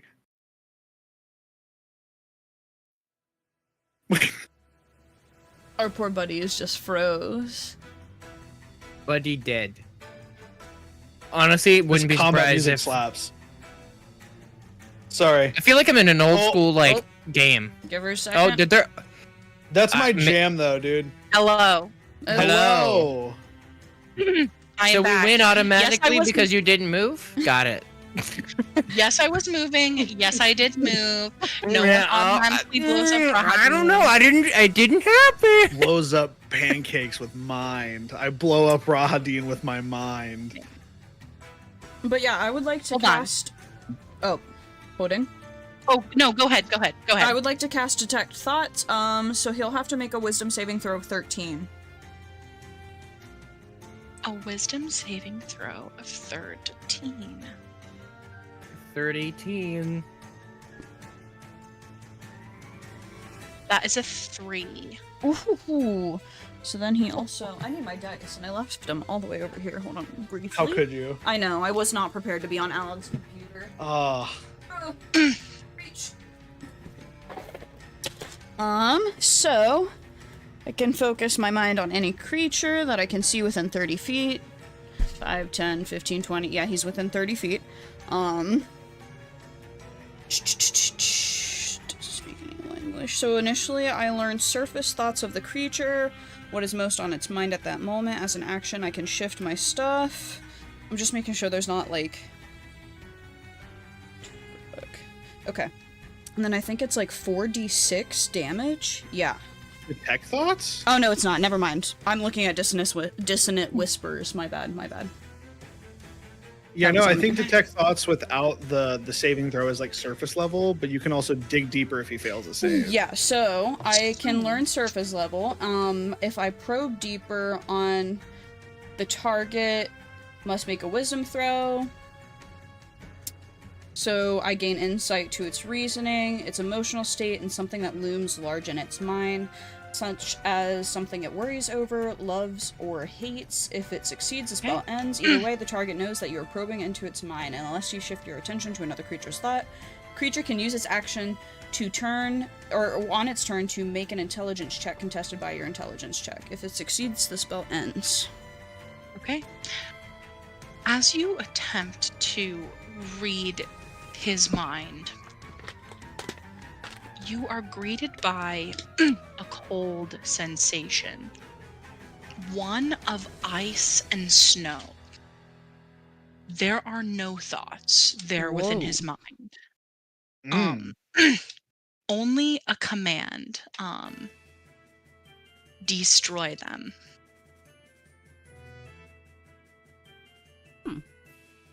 That's bad. Elvina, you have in your time spent some time around some very powerful magical people. Do me a favor. I would like for you to roll a general intelligence check. Just general intelligence. DC is going to be kind of low. Why am I so red? That is a 13. On a 13, you remember the big cauldron within the store run by these hags, spell components all over the walls. You remember hearing Yusara grab things off shelves. A pinch of ice, a pinch of snow. Get ready, here we go! And her casting a duplicate of herself. This is a simulacrum. She will be watching you for the foreseeable future. Do not bother her. She will act as I act and do as I do. But there is no link between us. So if you need me, don't. And you remember being left at home with a simulacrum made of ice and snow.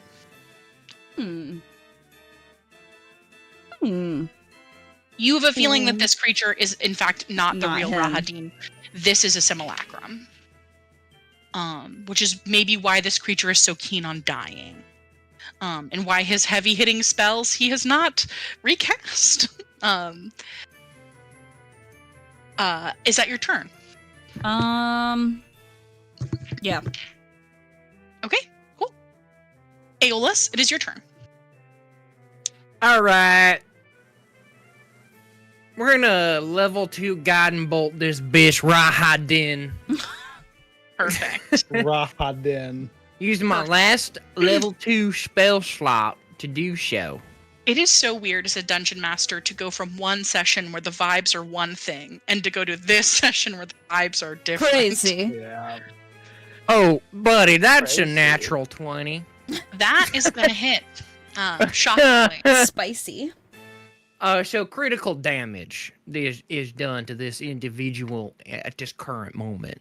I don't know what this voice is. It's not Aeolus. I am just Yep, having a good time. We're not gonna. Hey, your new Buku. Don't out me again, Cat. He took like 3 shots before we started this. I'm also this glass. I definitely filled it up to like That's here with funny. vodka. Have you guys seen that video of like the She likes straight strongs. the what is it called, the basement yard, and they're like, it's just vodka. Cat literally did that before we started. I took a drink and I was like, more juice. 16 radiant damage. I guess should I roll again, or do you just want to times it by 2 to 32? You can roll or double, whatever you're feeling. If this is a good roll and you're feeling good about it. It's 16. I got a 1, I got a 2, I don't give a shit. So let's just go ahead and double it. What does it look like as you cast this guiding bolt on Rahadin? Guiding bolt is literally like, after having it work the first time so well, they, like, Aeolus just has such like a confidence in them that they guiding bolt like with a much more confident like fervor this time, instead of like trying to test out again. This time they know something's there and that they're working through, like they actually have this ability now.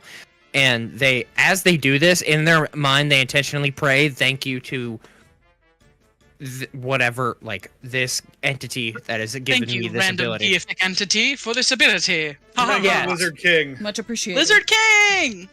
I'm the fucking Lizard King. Sorry. I'm gonna become the Lizard King. As you don't try to steal my throne. This radiant light cackle against Rahadin, his hand sort of twitching and convulsing in the light. This guy's on death's door. Aeolus, is there anything else that you would like to do during your turn? Give me a sec. Let me look at my bonus action. Billow. Sorry. Just so you know, there is on the wind. Yes. Intense, beautiful, your hair is flowing in the wind. There is no wind. It's stagnant outside. The cape of billowing is the wind. Cha-cha. What you know about curse? Bonus action, Bardic. David, you have a Bardic, so Bardic Elvina is the only other person who's going to get it at this moment. You have another inspiration die, like a 1d8 inspiration die for 10 minutes. The creature can add it to the ability check, attack roll, or saving throw. And again, 1d8 to whatever you want to roll. Okay. Perfect. Gotta put that up here. Amazing. For attacks, is that the end of your you turn, said? buddy? Now it is the end of my turn. Say that again? For attacks? It says literally you can add it to one ability check, one attack roll, or saving throw. Does not matter, you get to pick. Okay.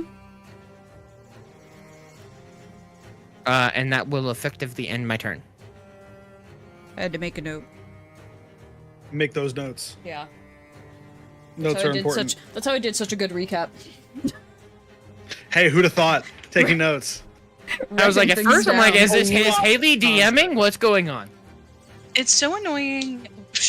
Like, I'm not sharing bandwidth with anyone. Like, Devin's not even on his computer right now. That's so frustrating. Discord has been doing some weird shit to me right now, so it's not just you. Like I said, there are literally, and it happens whenever it wants, but there are days where if I try to move the whole Discord like screen on my computers, all of it freezes, and I'm like, oh, reboot, I guess.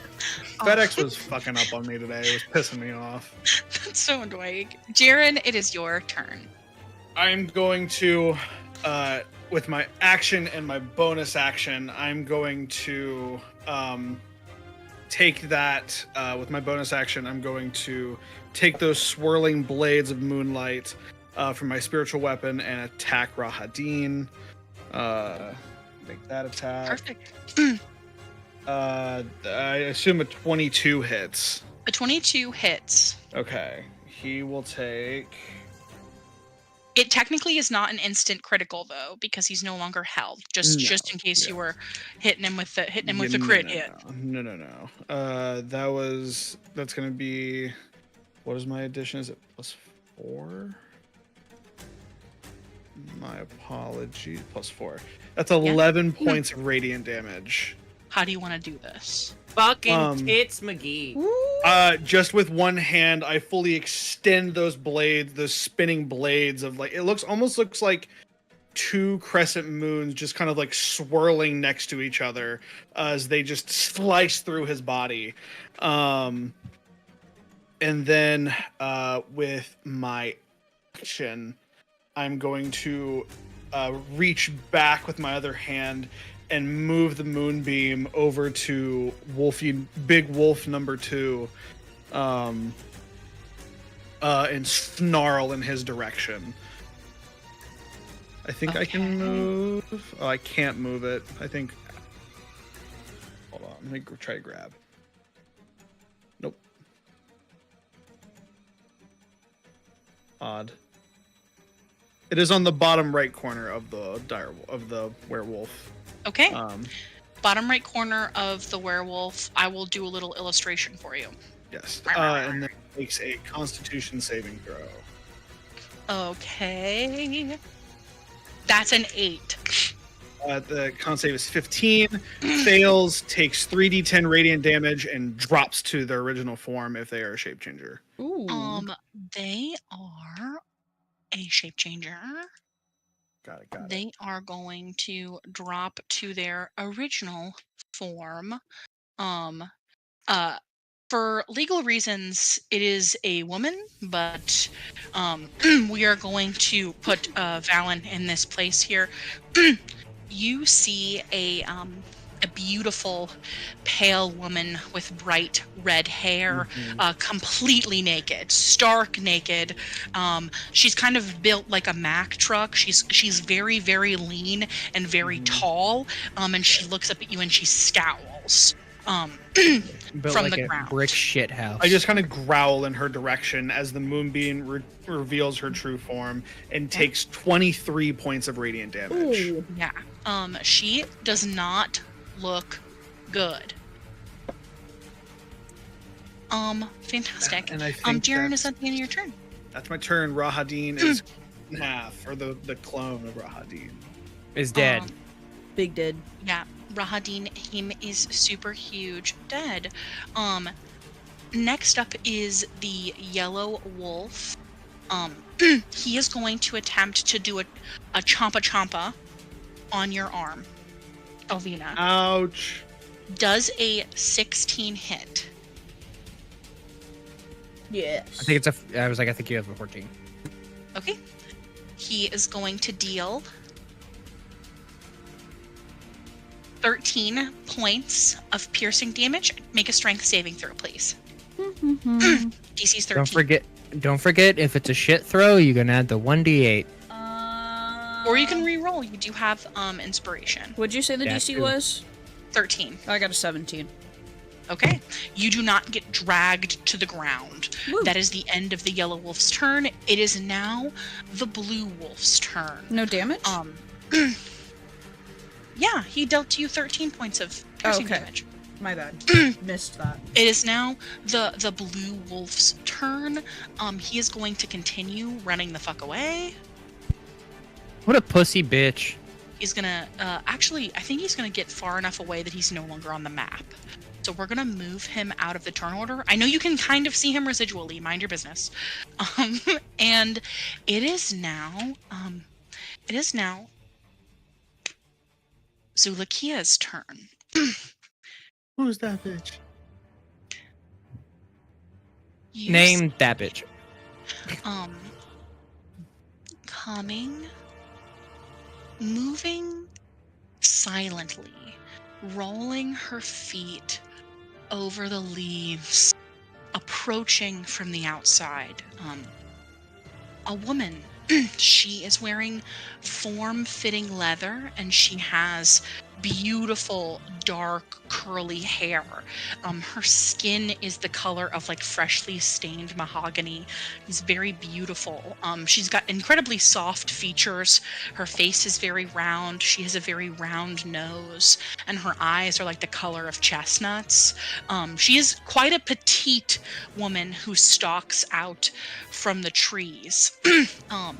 She is going to approach the red-headed woman who has been turned into her human form, and she's gonna try to hit her with the 1, 2, 3, 4, 5, 6. Ooh. Who the fuck is this bitch? I know, beat her up. Not her, but the other lady. Nails extend from her fist as she does sort of a half transformation, leaning forward, her arm whistling quickly in the wind as she strikes this woman quickly across her chest. Blood begins to pool from the redhead's boobs. Sorry for lack of a better word. I was like chest cavity, but it wasn't coming to me fast enough. You see, as she sort of strikes her across the chest, she goes to move again. Oh my god, she does it again, and she's going to roll her damage.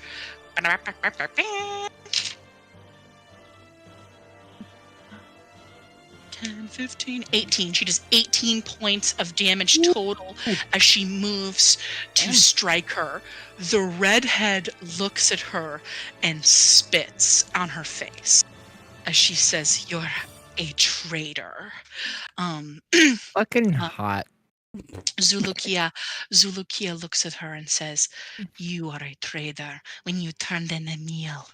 And she goes in to bite her, but she can't because her action's over. And the core turns now to her enemy who has arrived on the battlefield. That's a miss. That is a hit.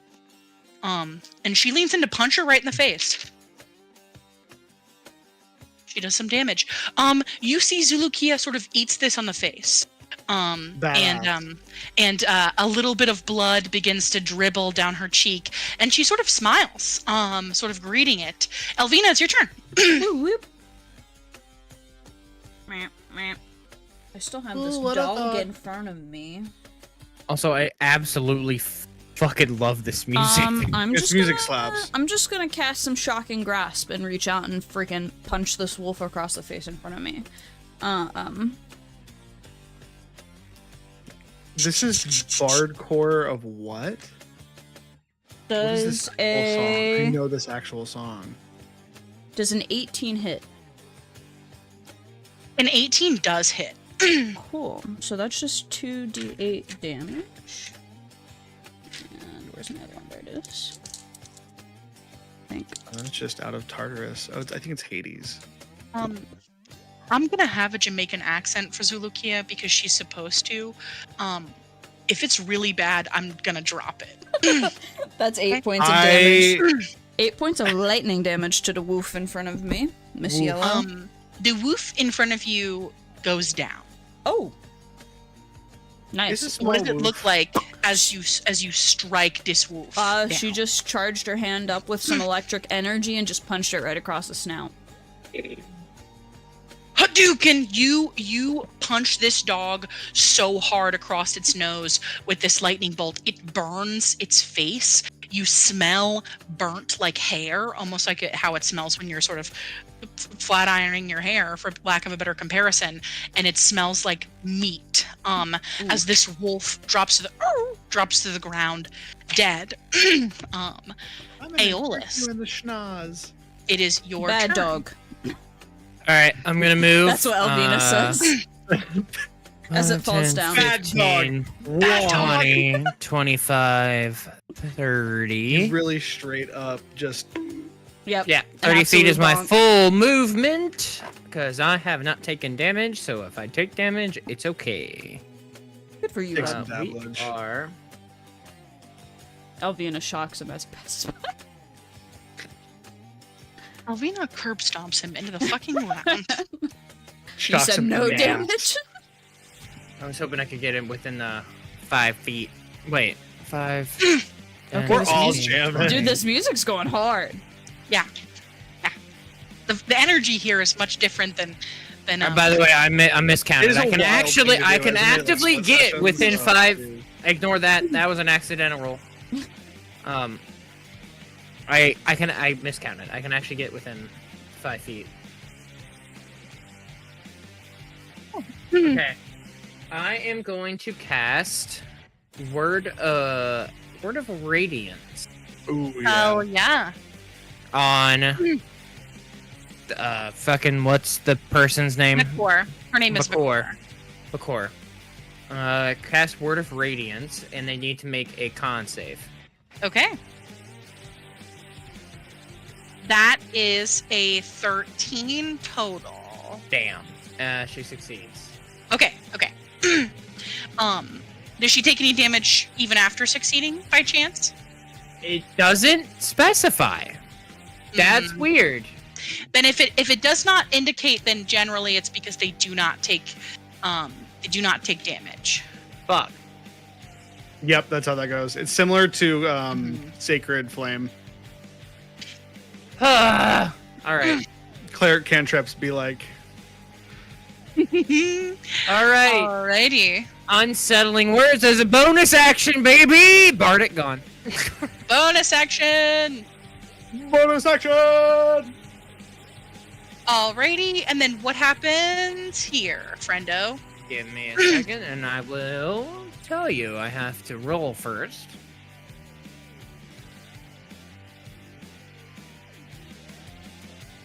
I love jamming out in combat. It's just so fun. Horrible, not a deal. So hoping I could roll higher. I rolled a 5 on a 1d8. The creature must subtract the number rolled from their next saving throw it makes before the start of my next turn. Okay. If it has to make another saving throw at some point before my next turn, it has to subtract a 5. So Vakor will -5 to her next saving throw. Okay. Yep, that's it. And then Also, Aaron, billows. Hold on. And billowing. Perfect. I will look back to Elvina to hear the wolf. Bad dog. Bad dog. As Bad you punch the wolf and just kind of go, she's fine. She's got that under control. I'm going to technically, we'll just say it happens now. If Vakor was in the same place, would have to make another con save. We'll just say it happens now. As I kind of intensify it, as I kind of draw down my hand, or my large paw hand, and intensify that moonbeam. So it's a con save. Okay. Constitution saving throw from her. She has disadvantage against this, correct? Yes. Okay. And this, I was like, has disadvantage, but also subtract 5. That's a natural 20, and then that's a 13 -5. So I'm almost positive that she fails. DC is 15. So take Fucking rock and roll. 3d10 radiant damage. I need to organize my dice a little better. It's getting out of hand. Moon. We'll just... Oh, there it is. That's not as good, but we take those. Okay, that's a little better. That is... that is 14 points of radiant damage. Perfect. And... the radiant damage. bonus action, the swirling blades of light. I think Jaren, still being caught up in all of this, doesn't know who this woman is, doesn't care if it hits her, but it's not it going to hit her. Yeah. But is going, the swirling blades of light whiz past her face. As I move them over to Vakor to just lodge them into her chest as they swirl with radiant damage. You watch for flavor as Zulukia, she dips, one hand sort of touching the ground as she has to duck low to avoid it, and then she stands back up, eyeing down Vakor. Is that your turn? As I do, I go, "My kill." And move the blades over as a kind of an intimidation tactic. Yeah. But that's Make an my turn. intimidation check. As is now very angry and is more primal. I can use my strength for that, right? I think we determined that.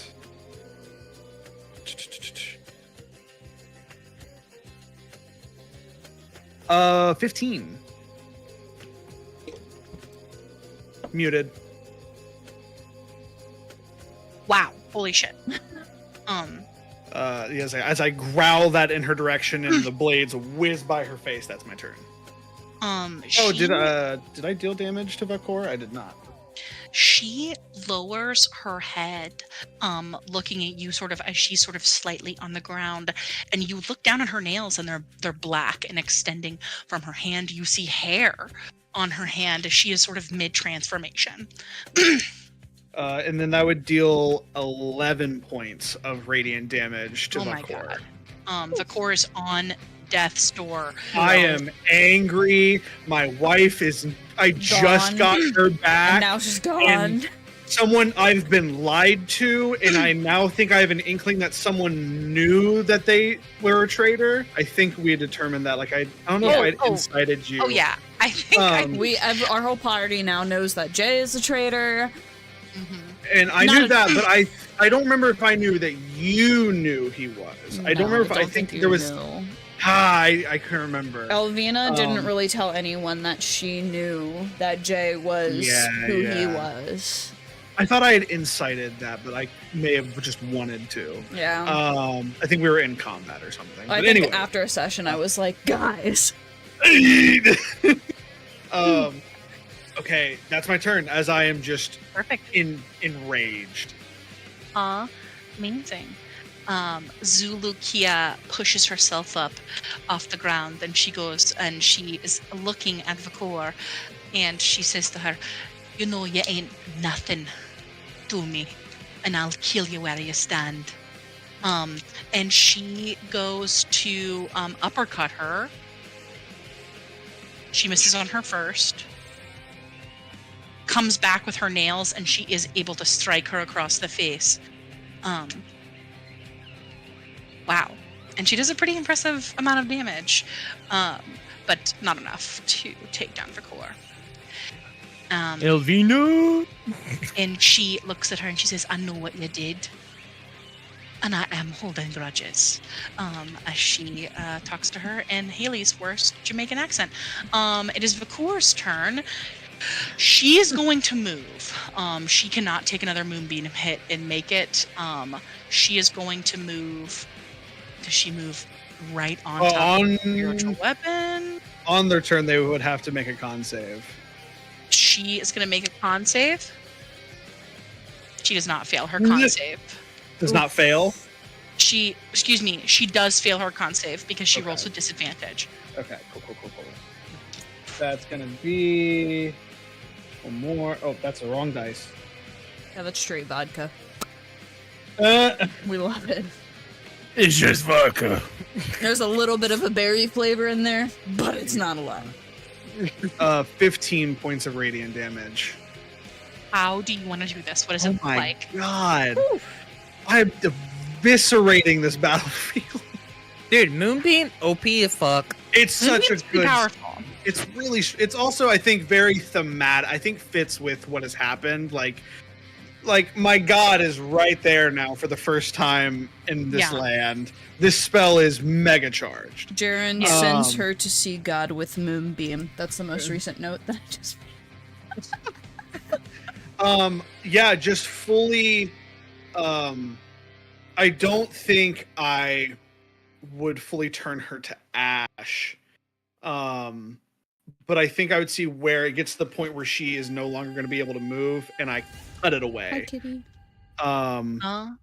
Amazing. Oh.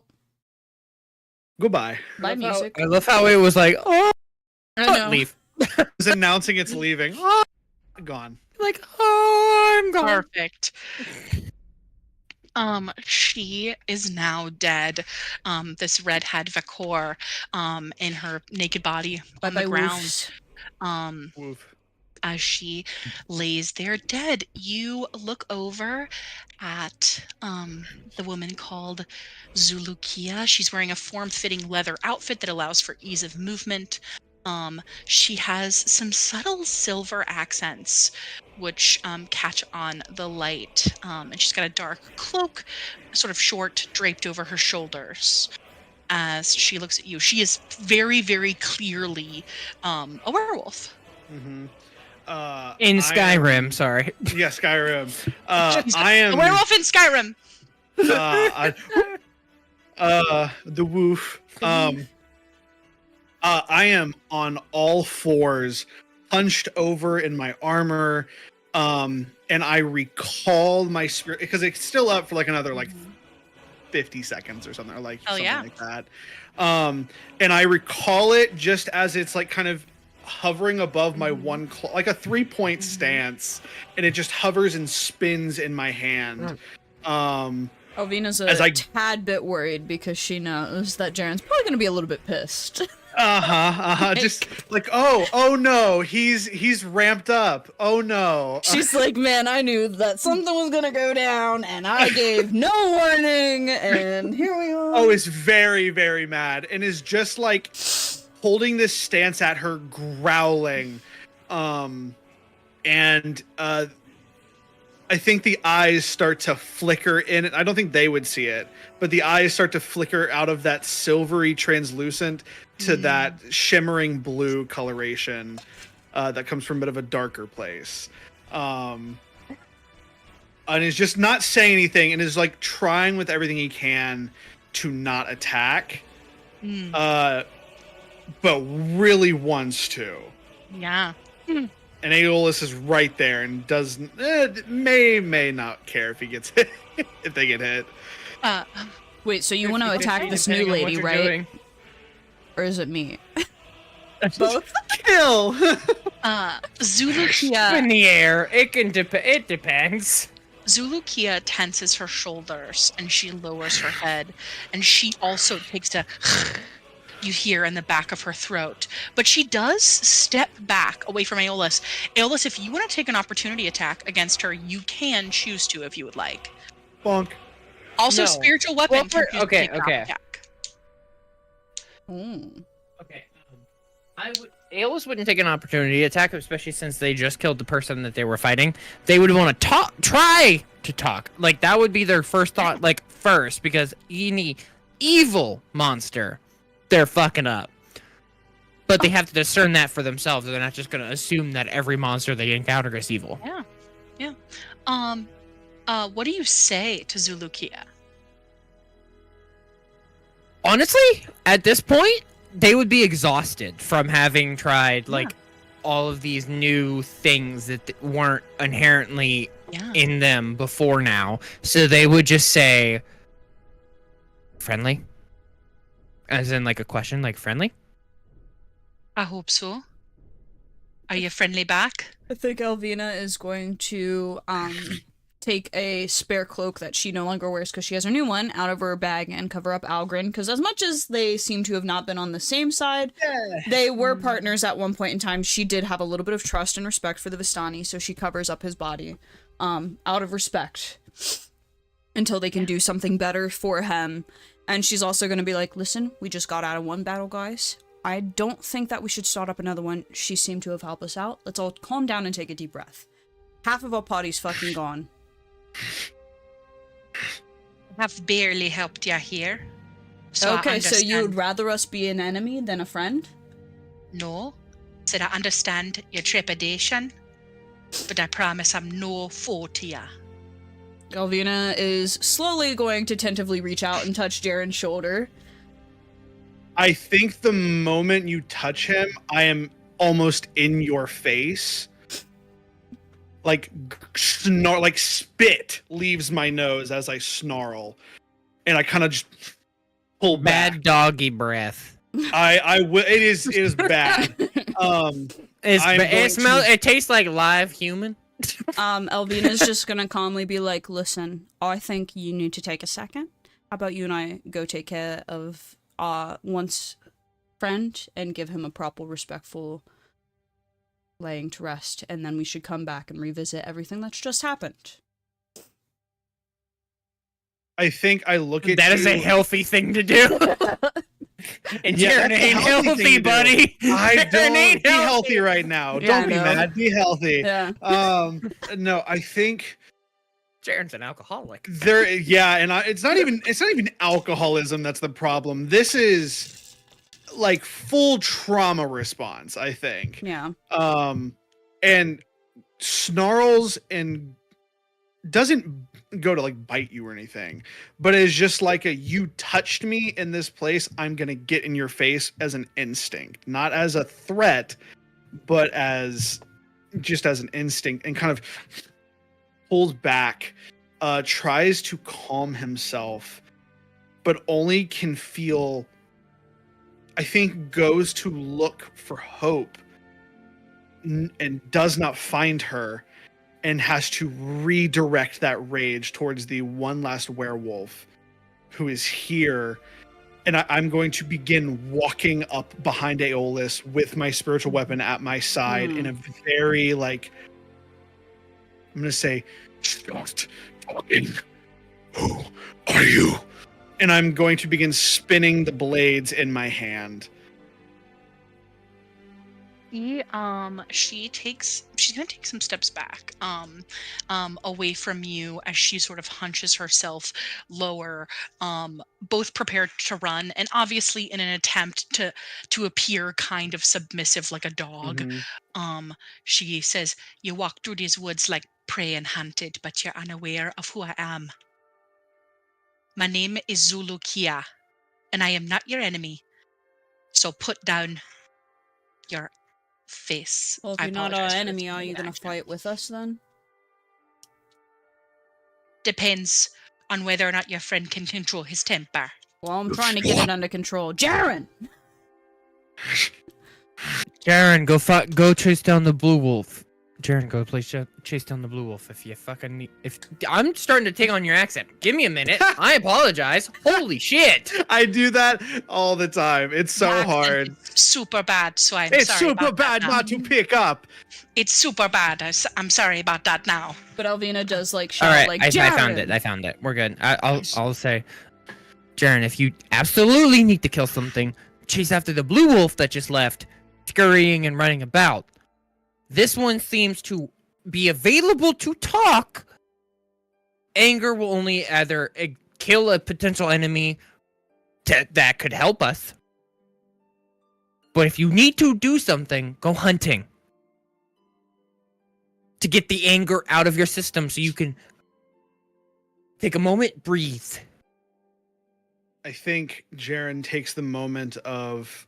I can use persuasion if you think Jaren would need it. No, I don't think it's that. It's more... I think Jaren tries to calm down, and as that instinctual response to panic and anger and to brute force things, as he has done, and doesn't know who to trust. I'll bring out the child at this point. I think I go... Honestly, a child might help the scenario. Honestly, the child might help the scenario and Jaren calm down and reel back a little bit for a child being involved. I don't think child's required. I think Jaren pulls back, and I think takes one step towards Zulakia again, as it almost looks like he would just sprint. You know what? As he does this, Alvina... Yeah, go. Redirecting. Go. I knew this whole time. And specifically about Jay. Jay, yeah. I hope. Yeah. I knew this whole time. I knew that Jay was working with Strahd. But listen. We all have reasons for being here, and his, honestly, is one of the more sadder reasons to be here. I know that Hope was just taken by her. I don't think Jay wants to be doing what he is doing, buddy. Okay, I'm gonna ask for DM help here for a bit of a control thing. Yeah, of course. Do you want to make a whiz save, buddy? I do. You can make a whiz save. I will say, with the full moon in the sky, yes. and having earlier essentially touched God, I do think that you'll be making this with advantage. Okay, what's DC? DC is going to be. I think DC's still standard 15. You're still in Barovia, but your goddess is here. My wisdom save is so with advantage, it's a +7. Okay. Hey, David, you still have a bardic, buddy. 1d8. It's natural 20 on the die. Oh my nice. god! Doesn't even matter. I think, Jaren, I'll say this. As I like spew the word "what" from my mouth, I whip my head around to you being right there, and you see Elvina has her hands up. My full, like, I think when I'm in my human form, I think I was like 6'8", I had said. In this werewolf, I am like 7'6". Like, it makes me grow an extra foot. And my hand is almost at like your neck level. Or are you tall? I can't remember if you said you were tall. I think I said Elvina was like 5'2". No. No. Elvina, So like Elvina my is hand, canonically, I think 5 foot tall. She's very little. She's very tiny. My long lithe arm almost flexes as if I was going to reach for your throat. Elvina literally is just standing there with her hands up because she's not trying to cause more problems right now, but she's trying to defuse the situation from this random person that we do not know who seems to be on our side. Who seems to have retreated now that I'm seeing. I am like how? What is that? That's 2.5. No answers answered. Just hovering over me. She's gone. She gone. As my hand twitches to like grab your throat and it stops. I go, we talk. And I'm going to throw the blades of light into the ground, and the moonbeam stops as I walk and I push my shoulder against your shoulder and almost try to knock you over. And I walk away. That's fair. From the situation. As you're walking away, do you transform back into your normal form? No. Ooh. Elvina, make a dex save. Just a casual dex save. Jaren's a big guy. I am seething with anger. You do still have the bardic again. You both have bardic. I am seething with this anger, but every 1d8, instinct says to. You got a 15. To throttle you. Yeah, you're able to catch your balance, but he does. I definitely sort of like shake a little bit. Yeah, I understand. And I just begin to walk back towards the castle without any regard for this instance. If I stay longer, I will kill someone. Elvina is going to look at this new person who seems to have backed away as Jaren storms off. Zulukia, you hear a branch crack under her feet as you guys all look at her and she looks back at you. Yeah, there's no point in running now. I sent off the scariest one of us. But anyhow, who are you? Listen, we're a little bit more of the calmer. Hold on. Also, I'd like to be involved in that conversation later. We'll talk. Anyway, back to you, new person. I wouldn't say that with karma, but we definitely, I think, are more level-headed than most of our party. You seem quite calm. This is fair. Yes, we seem to have a better grasp on these more stressful situations instead of dealing with everything like with anger. He still needs some anger management classes. It's fine. Anyway. Yeah, I'll go talk with him. Yeah, I just fully rip out a tree. Honestly, on your way back, just fucking punch a hole through like a fucking brick wall or some shit. Like Kool-Aid Man going back into the castle. Yeah. No, don't use the door. Don't use the door. Right through the wall. Just like Jaren in the stone wall. Just werewolf side. It's so funny. And I'll just say, so please explain who you are and why you decided to randomly out of nowhere help us after all of this instead of during and before now. Elvina also, before walking away, is like looking at Algren's body and like, I still think we should bury him. We'll come back to this guy. No one touch him!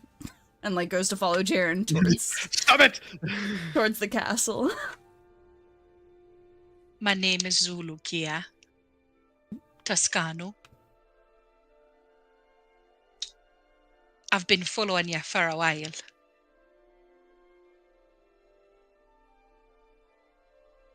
Well, I appreciate the help. And now that I know that, barely help, truthfully. and I know you said you barely helped, and I'm wondering why you didn't help sooner. I would not have helped you, truthfully, if you had not had my kin among ya. Or, I guess, not my kin anymore.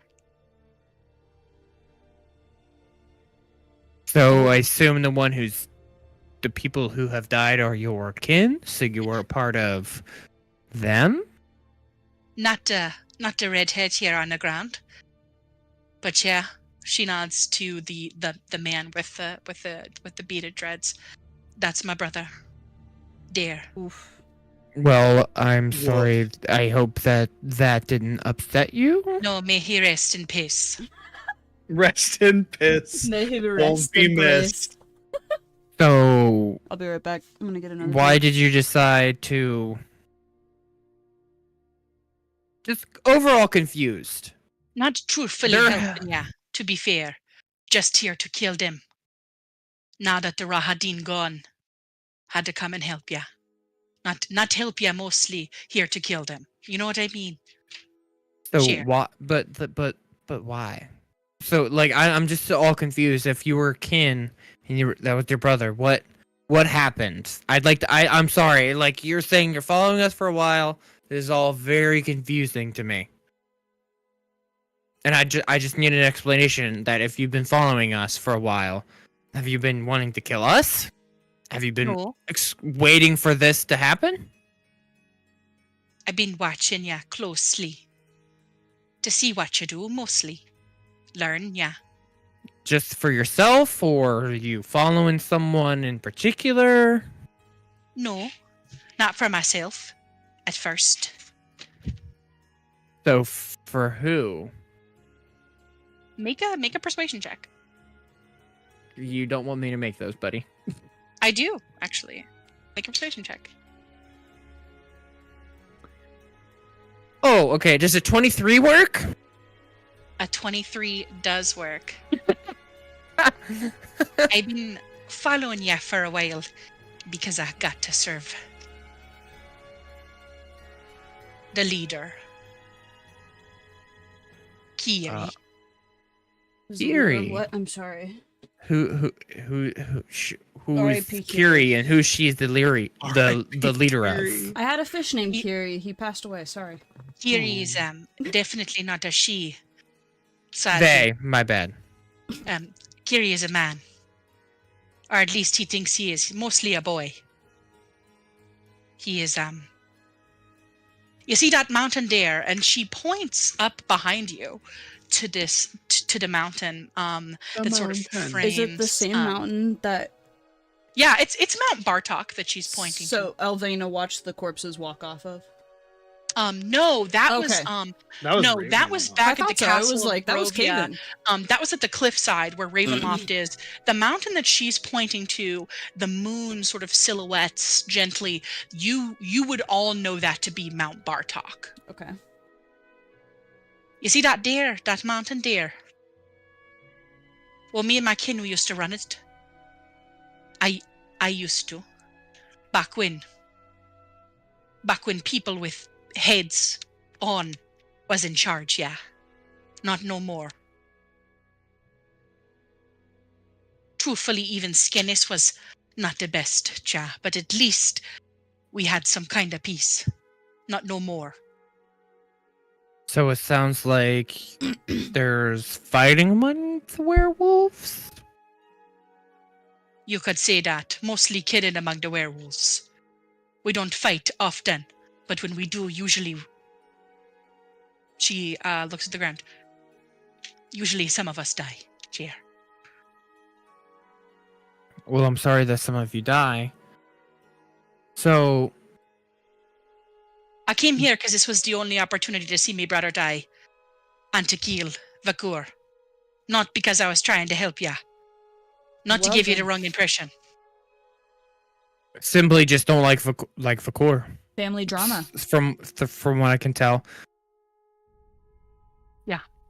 Assume she was the bad influence of some sort on your brother. Yeah.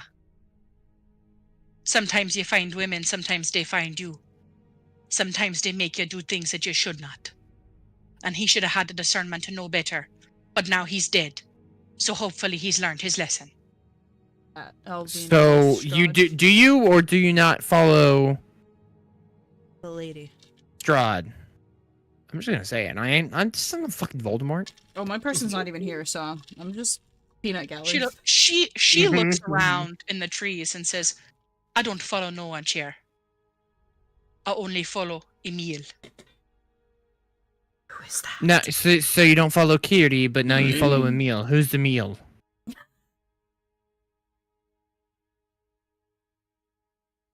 Emil is like, you know, my we occasionally shag sometimes, but he's got a special place in my heart. Okay. He's a sweet boy, chair. We love it. So first of all, The don't say occasional boy. shag. Don't say boy. Like that gives the connotation that boy and say you they're have young. sex, please. Oh, sorry. And that you have No, sex. I don't know if I'm He's significantly younger than me, chair, but he ain't too young to not know what he's doing, if you know what I mean. Chair. She All shares right. things with you, not to make you feel uncomfortable. And she's Listen, it doesn't make me necessarily uncomfortable. It did at first because I thought when you said boy, I'm like, I don't know what boy has the connotation of. I understand the age difference is attractive But- as long. but to Anyway, that's not the point.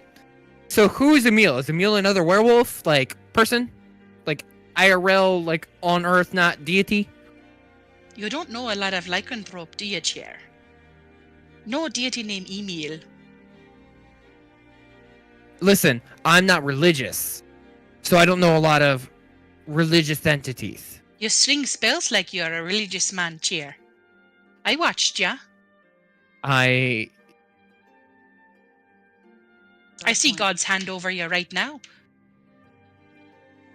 Do you happen to know which one? Because I don't. Yeah. Are you asking me to tell you who your God is, chair? You're saying you see Wild. God's hand over me. Which I was like, this is which crazy. God is God's that you're talking about? Because I've never been religious. This is new to me.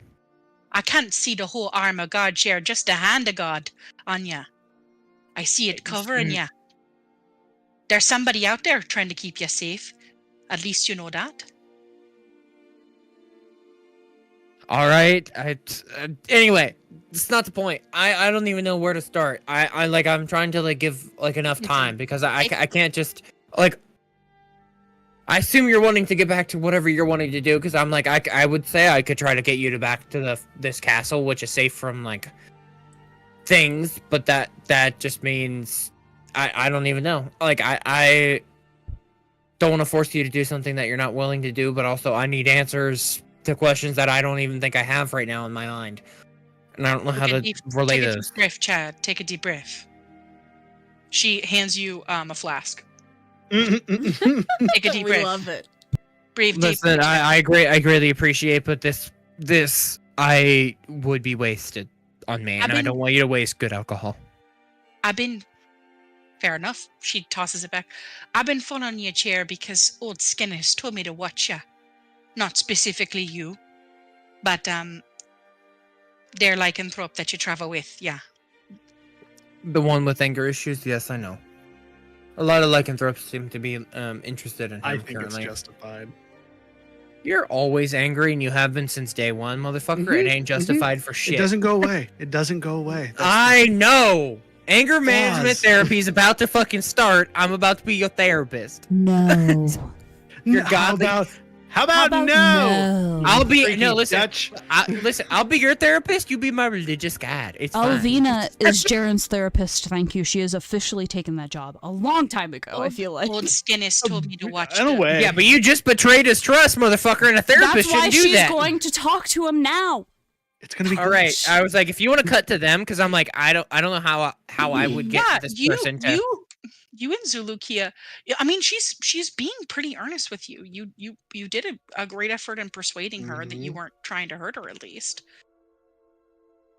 So do you think she would follow us back to at least the outside of the castle? I'm not saying inside, at least the very outskirts. Ask. I mean, you could convince her to be like, hey, while they're talking inside. So I assume they're going inside.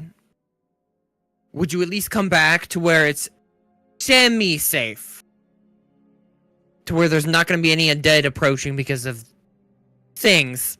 And we can all have a chat. And eventually, when I assume them to have their discussions, whether how he did, if we hear loud noises, we stay outside. We're not getting involved. We hear nothing. We're just gonna wait outside, talk, get to know each other. Just in a get to know each other way of like just talking to one another and genuinely like honestly small talk at that point because my brain is trying to comprehend everything that we've just discussed. So small talk might actually help.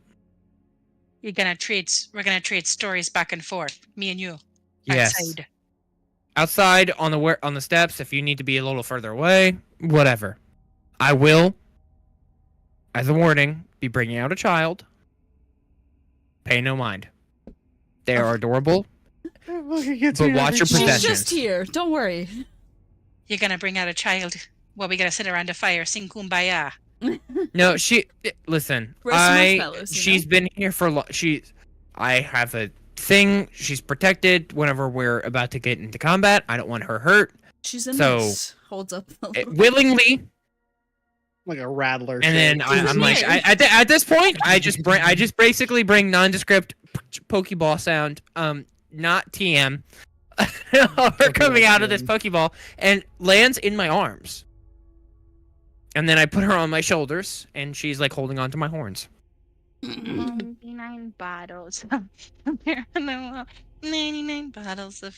And Zulukia kind of steps back at this child. I missed something very cool. I can tell because there's a lot of corpses out here. We love it. What a wild child. Hey, you guys should start digging a hole for Algren. Listen, we're gonna go talk to this. It smells so sick out here. Neutral lady. I bet. And then I'll look back and I'll make sure that lady didn't offend her. No, she looks at you and she looks at this child who was just like, there's so many bodies outside. She's different. Have you looted any of these corpses? We love her.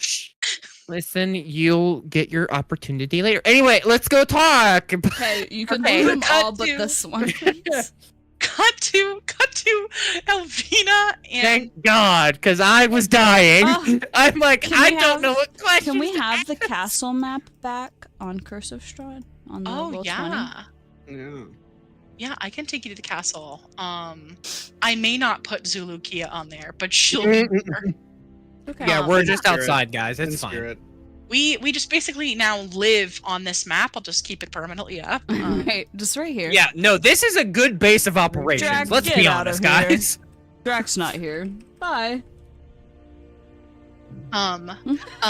As you walk in, you do briefly see coming out of the storage room, kind of in his very much in his own head. This is obviously it's human Gottfried, not dead Gottfried.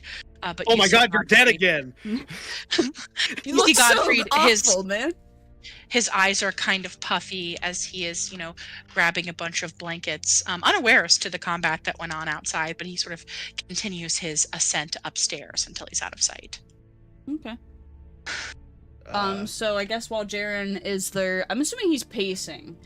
I have stormed into this place, probably frightening the fuck out of Godfrey as I stomp through this place.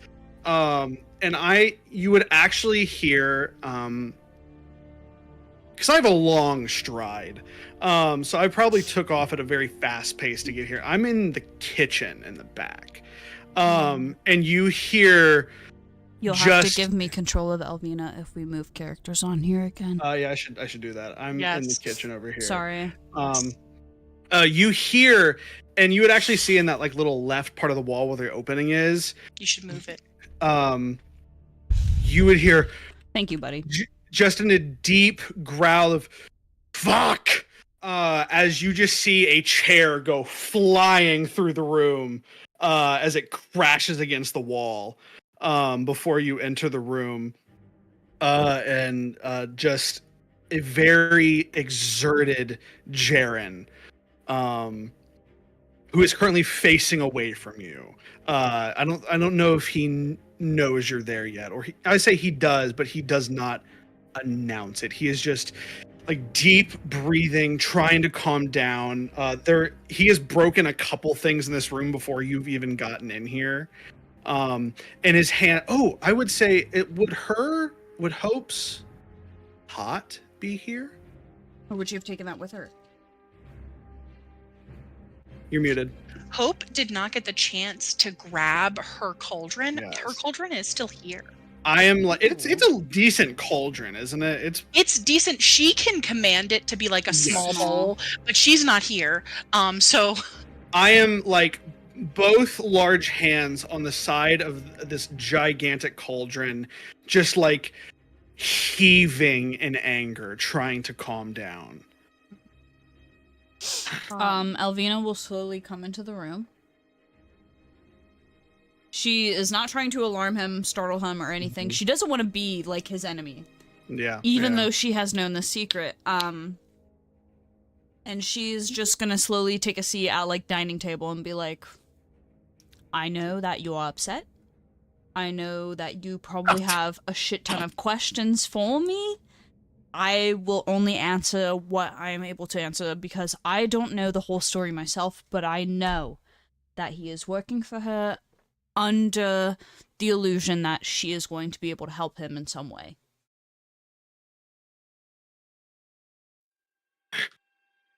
You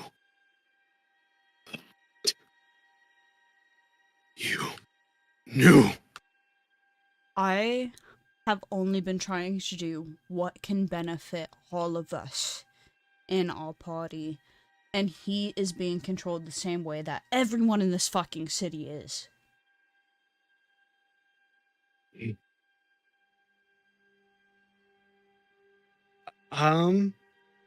As much as we would like to call him a traitor, I don't think that he is just a traitor. He is working for her because she has his sister and is feeding him false lies that he can get help from her to cure her.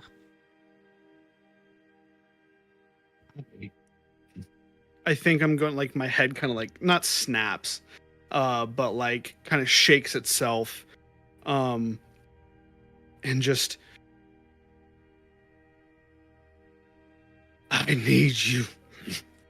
Is going to really try and revert back to that human form, and I'm going to look at you.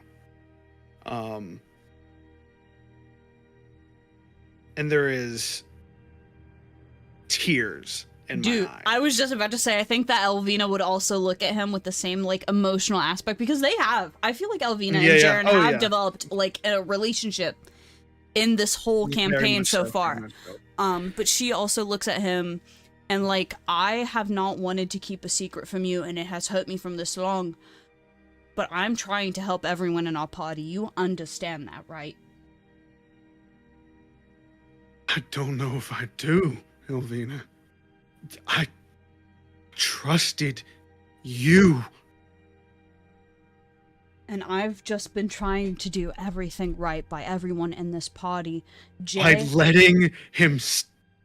He is staying and helping us at the same time helping her. Do you understand that? Having him around is also one of our best strengths right now.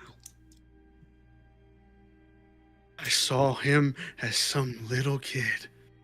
He is someone. Elvina's just looking at him. He is a little kid. You don't understand the way that she is manipulating him to help her. Is the way that we all. He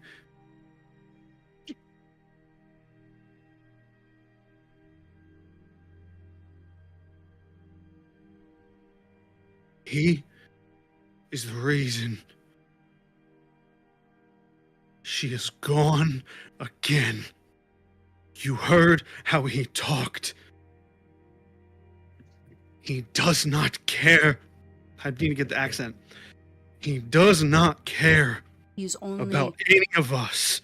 It's, he cares about himself. It's not that he cares about himself. She has, and is saying that she has a way to fix this. What is it, cackle or laughing? I can't remember. It is called cackle fever. Okay, cool. I thought so. But she has cackle fever, and she is saying to him that she has a way to cure this thing. No one has a way to cure cackle fever. I don't care what they say. Just like she now has hope. Just like she now has, I'm sure, Drac. There's some sort of connection aside from Sergio. I don't know what it is. We are all here for a reason, Jaren. And as much as you hate that he is working with her, there is a reason. And he doesn't want to be. He has helped us. As much as you hate or won't look at that aspect, I know that you want to hate me and distrust Jay. I just don't think that we are at that point yet. I think he is trying just to do what he thinks is right. I just don't understand. I don't think any of us really understand. The first group of people that I choose to trust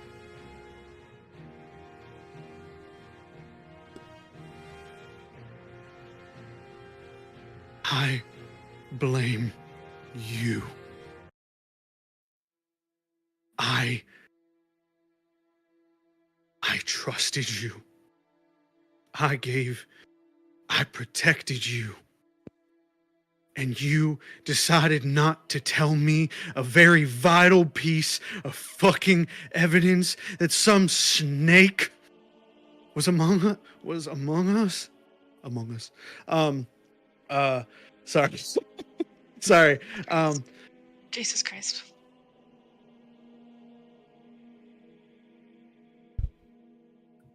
Hope is gone and taken because you didn't say anything.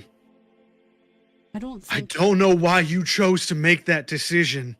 I don't think us having known this would have stopped her from taking Hope. She took all of them. She took Jay. She took Drax. She took Hope. She took the Vistani. We could have been more careful. Fuck. And I turn around and I am over the cauldron as is there anything in it? So you see the remnants of the ingredients here from when Hope attempted a scry spell. Yeah. That failed. And they're still sort of swirling here in the cauldron as you stand over it. And I stand over it and I just I imagine we had probably lit some form of candles or torches in this area. Okay. And just look at the shadowed reflection of my face. Elvina is going to take the risk and just go over to Jaren herself, approach him, and just put a hand on his shoulder. Trying to be sort of comforting. I know that you don't trust her right now. Mm-hmm. And I know that I've broken this trust, and I'm really sorry. Whatever Strahd has done to bring us all here, we are all connected in some way. So as much as you would like to think that Jay is this traitor, betrayal, and that I am the same way, she has something over all of us right now. All of us. We're all here for a reason. And as much as we don't want to think and you want to believe that I am this way, Jay himself doesn't want to work for her. And I should have told you this sooner. We have grown this bond, and I hate that I am sort of destroying this. I have made my own personal promise to Jay, and honestly, if things go really wrong, You can take my life. I will give that to you. I have a lot of faith in Jay right now. I have made my own personal promise to him. And if you would please just help me. I don't know if you know anything about cackle fever. As far as I know, there is no cure. Strahd's telling him that she can help him. The same way that we have been controlled and brought here. By her own will. I don't know what the overall plan is. But I made him a promise that if he works with us, I will try to help him find this cure as well. I don't think she has anything over us all. Strahd is... She's manipulative. She is powerful. Is unlike anything I have seen. And if we're going to need people. And that's why I didn't let you attack this person who just confronted us this time. As much as you want to distrust everyone that we come across, we can't just do that. Hard to trust when those you do. And I don't think he finished it. Don't finish it. He doesn't finish this. She finishes it for him. Betray it. I know. And I'm sorry. And that's why I'm saying that if all of this goes wrong, if Jay really is the person in the end that gives us all to her, you, personally, can take me out. If we get there, and we will get there, and she's gone, I will kill you. I'll accept that. And as I say that, I kind of like look up and tears fall into the cauldron. It pains, you see, actually, Elvina, if I can ask, could you insight that for me? Because I want to see if you can see something. Yeah. If that's okay with the DM. Hey, go ahead. Intuit away. Insight, you said? Yes.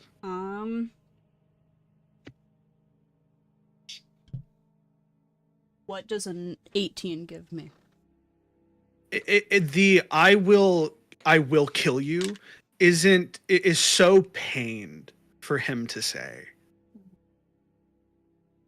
But it is as I think as Elvina has seen Jaren, he lives by a certain sort of code in a way. And this is you have broken this trust and you have done something so irreparably bad to him. There must be a cost. I think that's fair. Do not trust you. I do not trust Aeolus. I don't trust anyone. But I will continue to work with you. That's all I ask for. That's all I can ask for. You have someone that you're trying to get back to on the other side, as we all do. Jay's the only one that's just sort of stuck here in this limbo. He's been here for so much longer than we have, under the skies that she's going to help him. Years, Jaren, years. He's been stuck here, under this false ruse that she's going to cure his sister. We just got here. He's been here for years.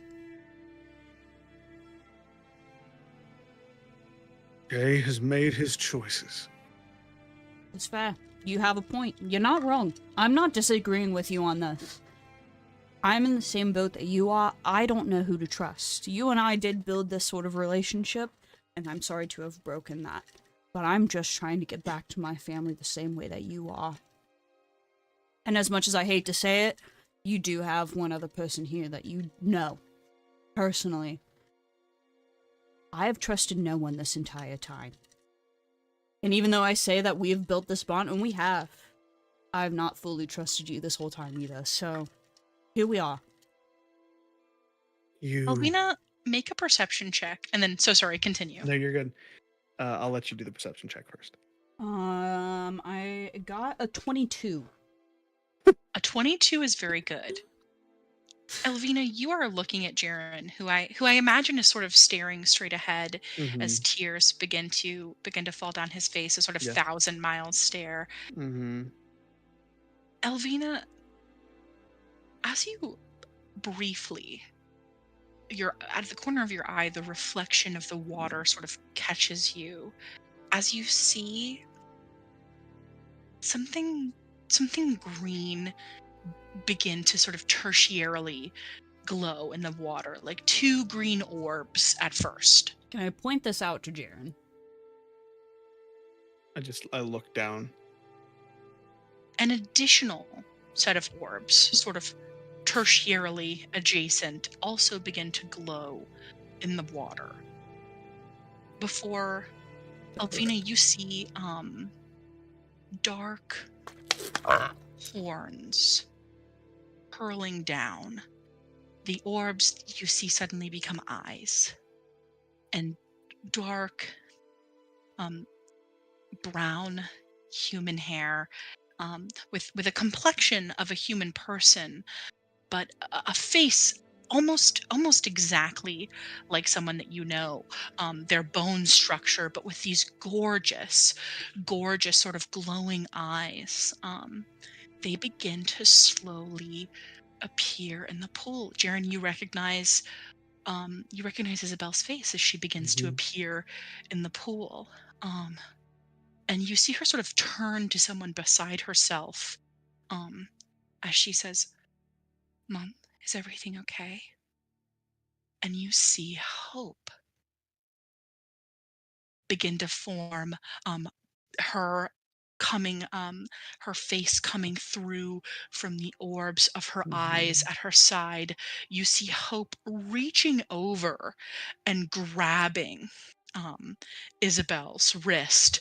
You see Isabel has a blade by her side. They're sitting at this lavish dinner table. You see as this sort of image pans further, you see Jay sitting next to them with an elvish woman, and at the end of the table, you see Strahd. You see the Lady Strahd, and Hope is staring straight ahead. It's almost like she's looking at you. Mom,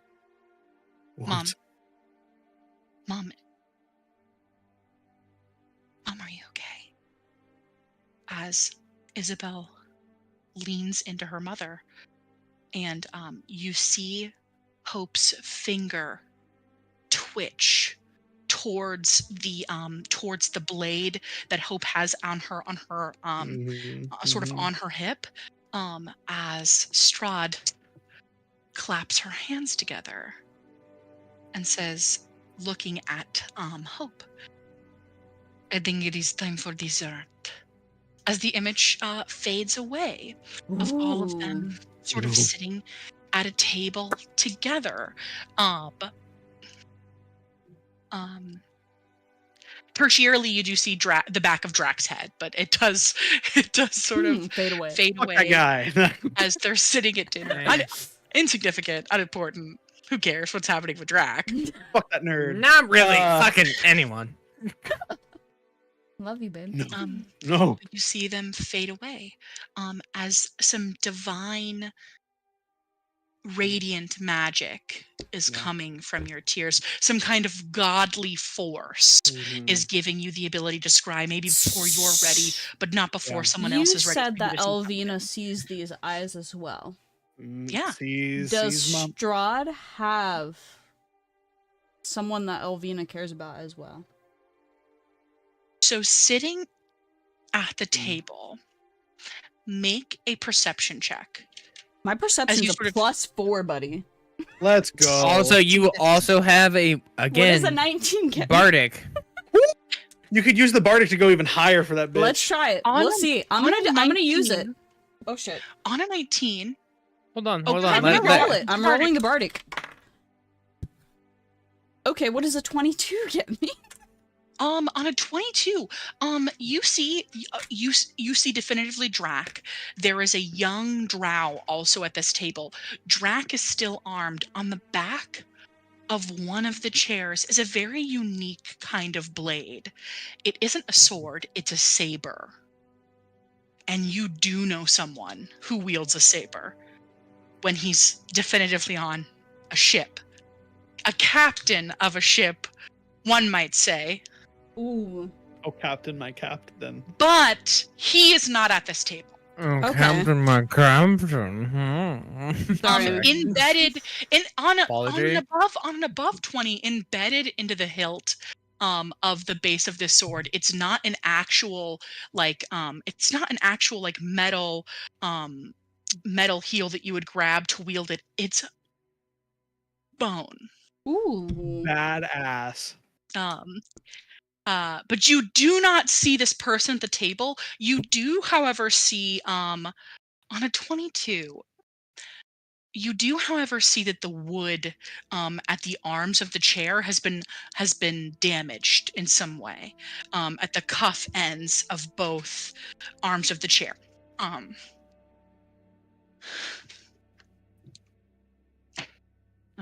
But Get them notes. You don't see him. You don't see him there. Oh, no. You definitely see a little girl who looks disgustingly like it's Jaren's bone structure with a lot of like Hope's so Hope has sort of a feminine face. She has sort of a feminine face, but she's got Jaren's cheekbones and Jaren's like coloration, but her mother's eyes and these like densely packed eyelashes. As she's sort of looking at her mother, her brows are knitted together, like how Jaren looks at you and he's like, "What the fuck?" And that's how she's looking at her mom right now. Would Elvina have a reaction to seeing someone from her life in this cauldron as well? Would you? You know that's Bones' sword on the back of this, like slung over the back of this chair. Elvina can react however she wants to upon seeing Bones' sword. You don't see Bones in this himself, visage at all. But just his sword. Just his sword. Elvina will freeze up as seeing the same, well, not I guess the same visions that you're seeing in the cauldron, because she's seeing the sword. You're seeing. I mean, it could be a part of the whole picture, but I wouldn't focus on that sword. I think Jaren is hyper fixated on the fact that his daughter is talking to his wife. In this scrying, which presumably is real time. Elvina would also focus on something, and I think herself would also tense up at the aspect of this past person from her life being here, and be like, "Listen, I know.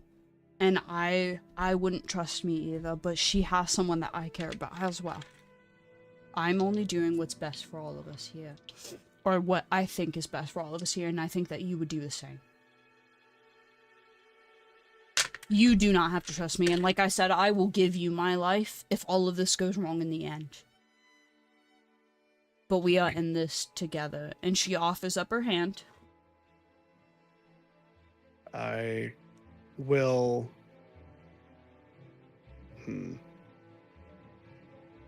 He doesn't have to clasp it. No, I know. I'm just thinking. He does not have to. The music buildup is implying that you should clasp it, though. Yeah, definitely. She does absolutely offer up her hand, and she as much as you don't want to trust her, she has been someone who has been by your side this whole time. Oh no, I think he at this point is as you put your hand out, he is locked in gaze with you, of a full analysis of just the mental state, everything that's happened, and just kind of thinks about it, and will take your hand and clasp it.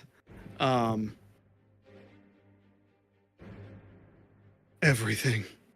You tell me everything going forward. Everything. She'll make that promise herself as well. Anything I know from here on out, you will. You have been the person of this party that I've trusted the most, and I'm sorry to have broken that. She has tears literally streaming down her cheeks. But but we're in this together. You have been the one that I have felt that has made the most sound promises, sound decisions. I know I can be a tendency to have crazy sides. But you definitely are a rational mind here, and I need that with me.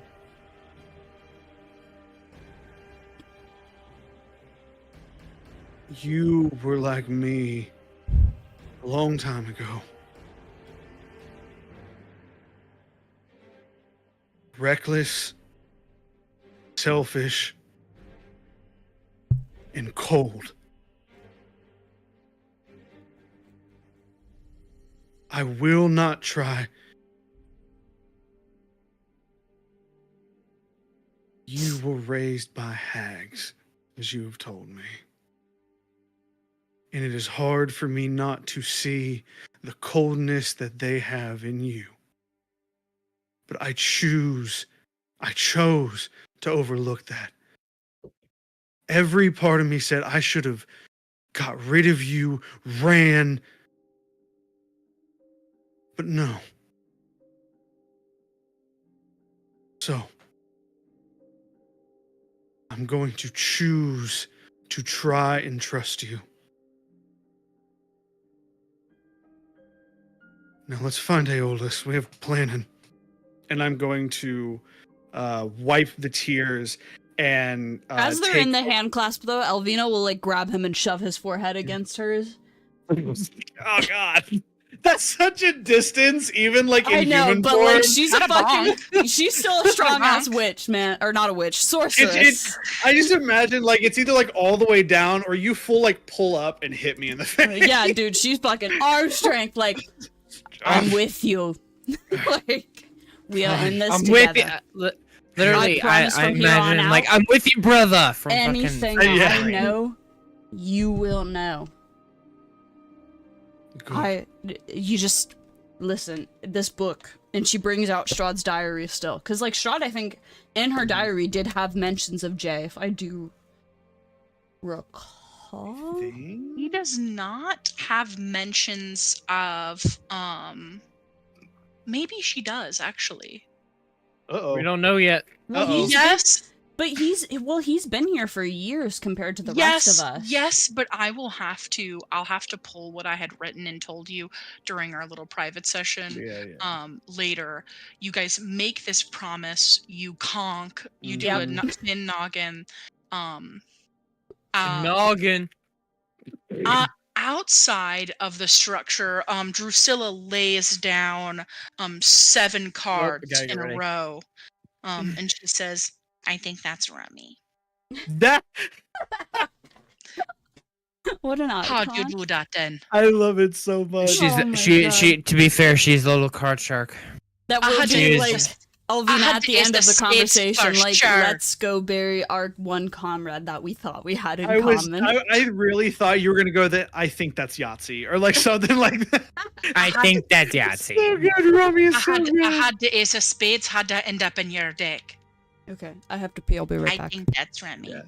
And Drusilla leans over to take a not a humble stack of gold pieces that have ended up in the center, and she puts them inside of Aeolus's gold pouch. She wins you 35 gold pieces in this Fucking this stiff game of rummy. As she I know better, so I would not be playing. I would be a spectator. I know better. That's She so won against a fucking fun. dragon. I know better. She pulls the gold pieces over, and across from her Zolukia goes, "All right then, chair, stop stealing me cards. They are in fact my cards. I did insist that we play with my deck." And she They are my cards. she collects all the cards, and like the swiftest bridge you've ever seen ever. And as she bridges, Aeolus, you do catch that using her other free thumb, some cards do come out of her sleeves as she returns the deck back into its box sleeve. And I'll say it. Listen, I did say play at your own risk. She's very good at convincing people to play with her. I personally know better to play against her in cards. And you were willing to take that risk. Funny. How'd you get that scar on your face? Drew says, pointing at sort of a white line across Zulu Kia's face. And Zulu.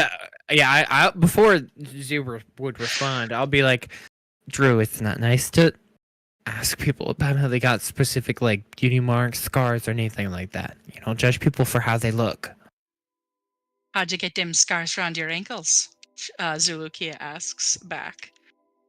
You see, it's hurtful, isn't it?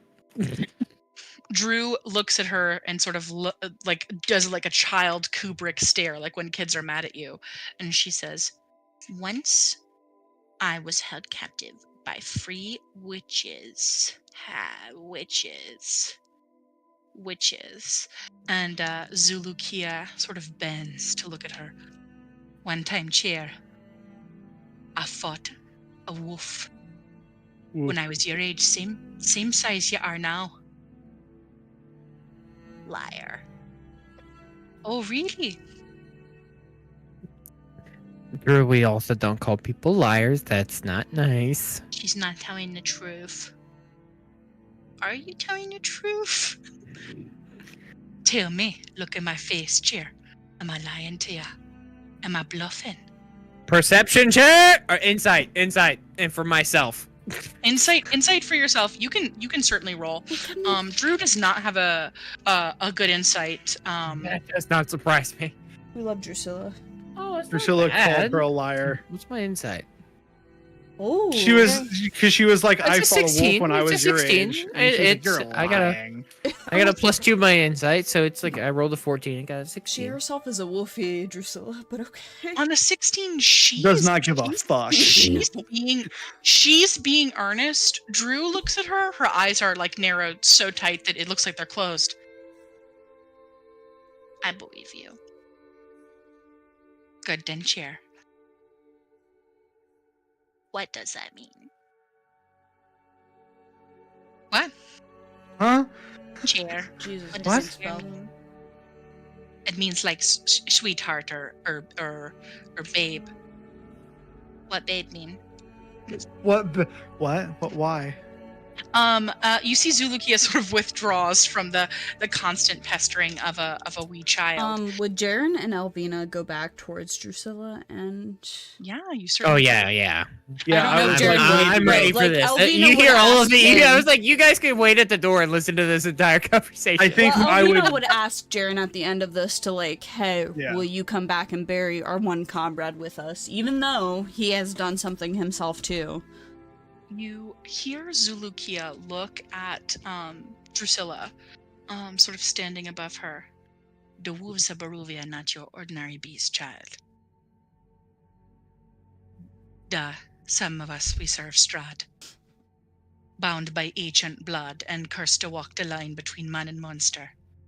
But make no mistake, the pack have its own agenda. Oh my She god. comes and she puts her finger on her chest. Can we be walking back at that point?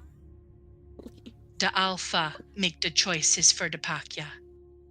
So whoever wears that badge of honor make the choices for everybody.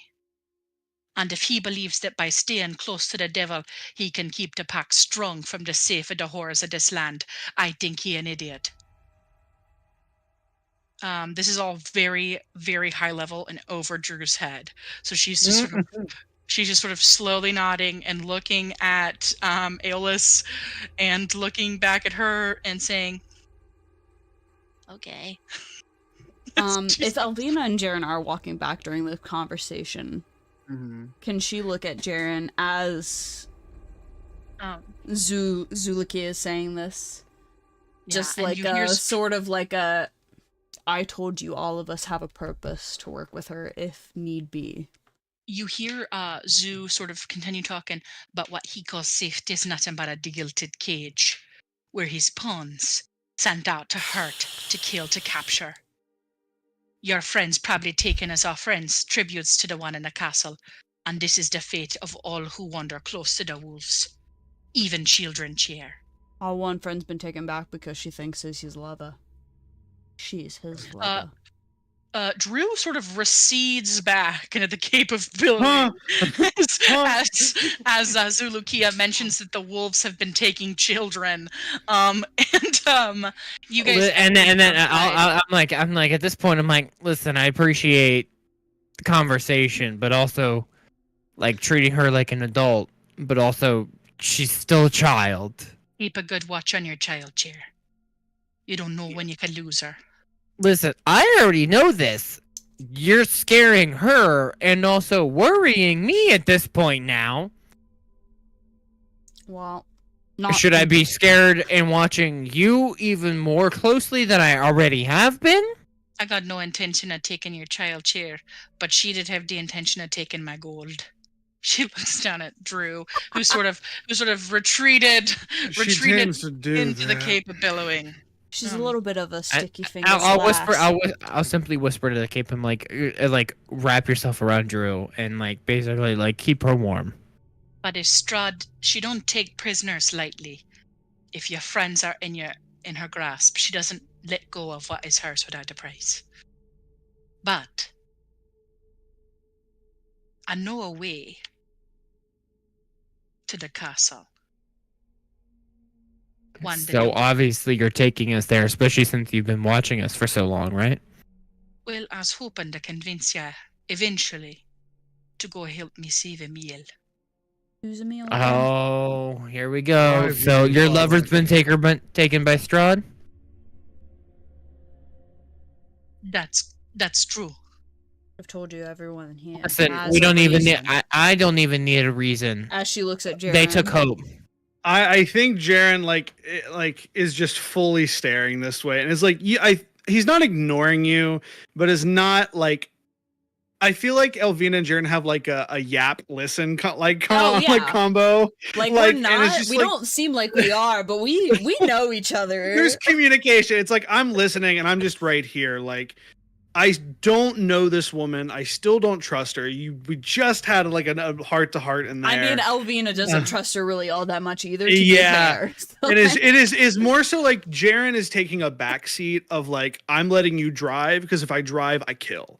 Like that's kind of where he's at. This is fair. And then the reason why I've been talking is because Aeolus does not even realize you're there, and literally just talking about how much hope means to Aeolus. No. Just as because they're a fellow tiefling and like they're like I weirdly had like a bond for them, and that's like very important for like Aeolus to have like that aspect of their lives. Yeah. So Hope is like a very strong person for like that. Like Drac and fucking Jay, kind of secondary. Like very like tertiary. Sorry. Hope main priority in Aeolus's mind to get back to like save and rescue at any cost. As you arrive, Jaren, make an insight check. Make it with advantage. Baller. Also 1d8 Bardic. I mean, probably 10 minutes has passed. Insight with that's advantage. a 14 plus 7 for 21. Okay, well, the Bardic is also ignored. I think I'm gonna stick with the 21. Well, I mean, because I can. 21's pretty good. She is paying extra special attention to you, and she's looking at you with like. Have you ever ran into someone who's insistent that they may know you, and you're like, And I like, don't know no, who you are at all. Yeah, no, I've had that. I've had that full conversation 4 months ago. Dude, one of the first parties Alan and I went to, and like one of the person there was like, "Yeah, you were my boss at Menards," and I was like, "I don't remember this broad at all." She is looking at you with the intensity of like someone who may have known you once.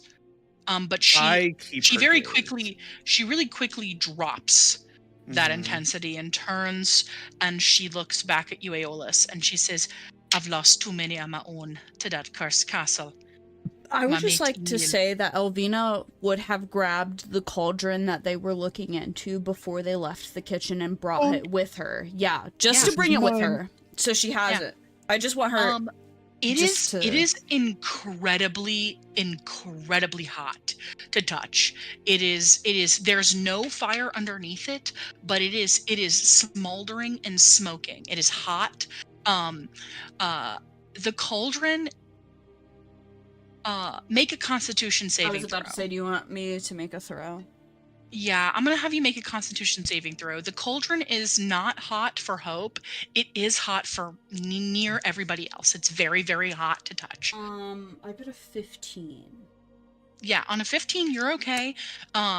You get the feeling that that you're not gonna be able to make it smaller though without Hope here. Okay. So it is like a massive fucking cauldron. You can still drag it across the ground, but it's heavy, it's bulky, it's hard to lift, and it's not a bowl like when Hope had it and then laid it out to be this big thing.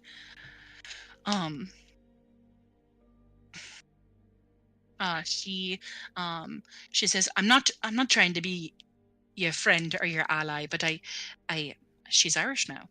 But listen then, cheer. I will go with ya to the castle Barovia. I'll take you there. As long as you make a deal with me that if you're in the dungeon and you find a boy named Emil, a man named Emil, that you'll try your best to let him go. I am deadpan at her. Like I if she looks at me, I'm just straight ahead gazing.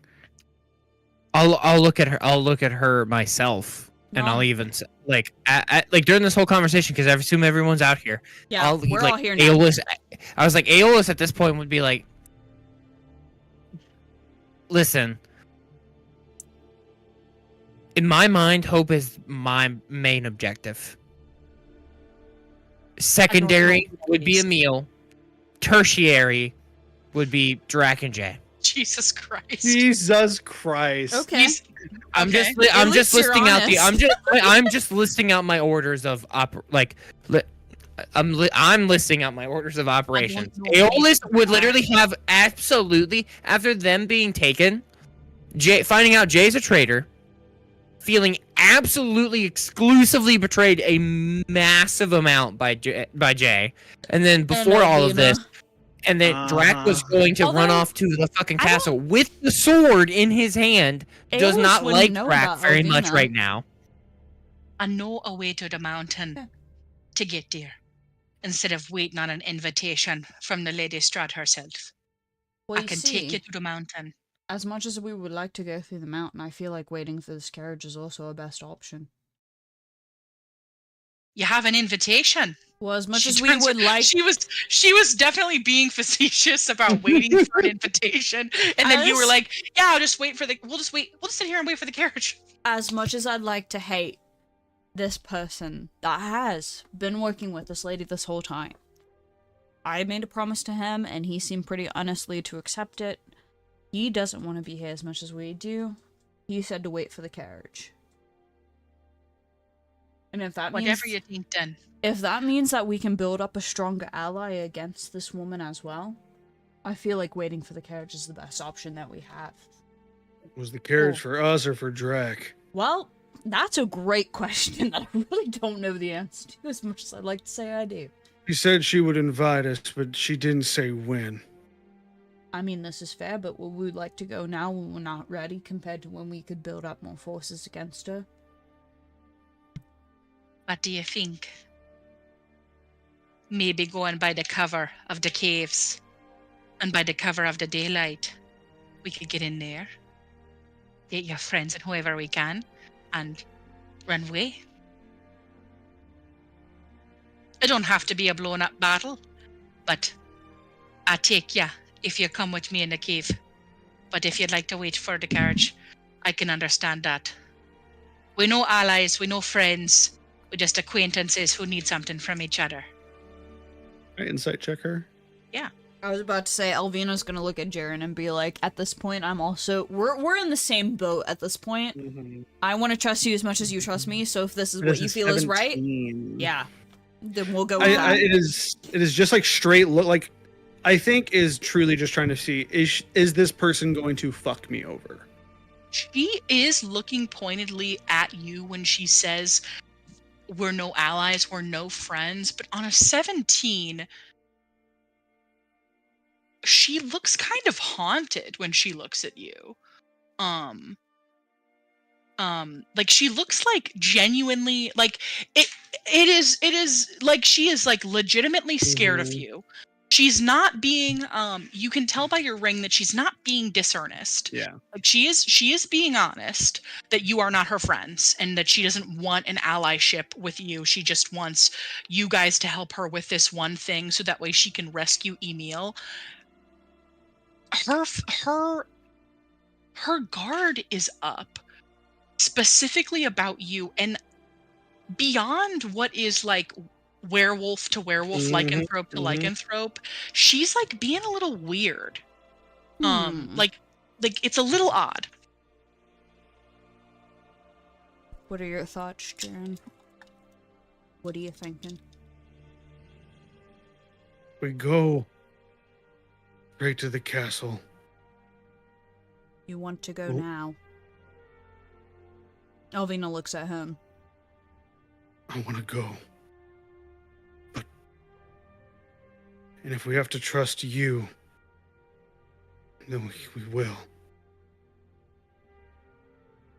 In agreement? And I kind of like look to both of you. Alvina looks at Jaren and like, I've already given you my word as to what you can do to me. At this point, I'm pretty much following you, aside from what I know. And I will Then look we to go in the Aeolus. wake of the day. Does Well, Aeolus agree? in theory, at the daytime, she is going to be the weakest, so... I mean, Aeolus is agreeing for any, like, would genuinely agree with, like, anything going on in terms of, like, this is what needs to happen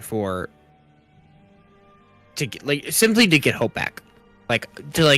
Try their best to get hope back, in the hopes of getting hope back. I mean, Hope is definitely one of the strongest people of our party, so... Oh, yeah. Oh, fuck yeah. Yeah. And not even that. Literally just this is a personal thing. Like, where strength is Godfrey aside, when all of this is happening? Out back. crying and burying his Godfrey person. is in there with puffy eyes. He's had a really tough 24 hours. I mean, 200 years. You could go, yeah, really tough 200 years. I mean, you could go inquire on Godfrey if you want. He is your ally. Can Alvina? I would like to actually. Yeah, there are children in danger. It's not even an ask. I think that Godfrey would for sure go with you. Okay. Okay. Cool. He would walk into the belly of that beast. You just have to give him a day. Okay. Yes, too. I'm spent. You've only seen the edges of Strahd's darkness. Well, I know there are paths even hidden from her eyes. Before we try to take her on, I do think that we should all rest up. I need to send a message. We've been through a lot. I think we all deserve it. I would also like to bury Algren, as much as we think he is a betrayer as well. I'd like to give him a proper rest. I'll stay on the outside if you don't mind. No offense to your castle here, but I don't know ya.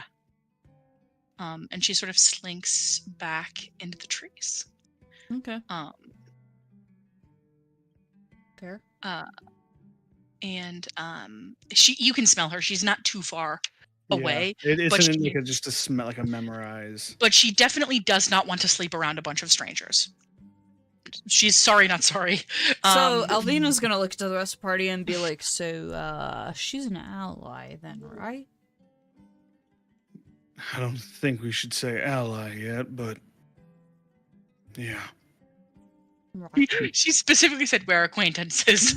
She's like, I don't even know ya.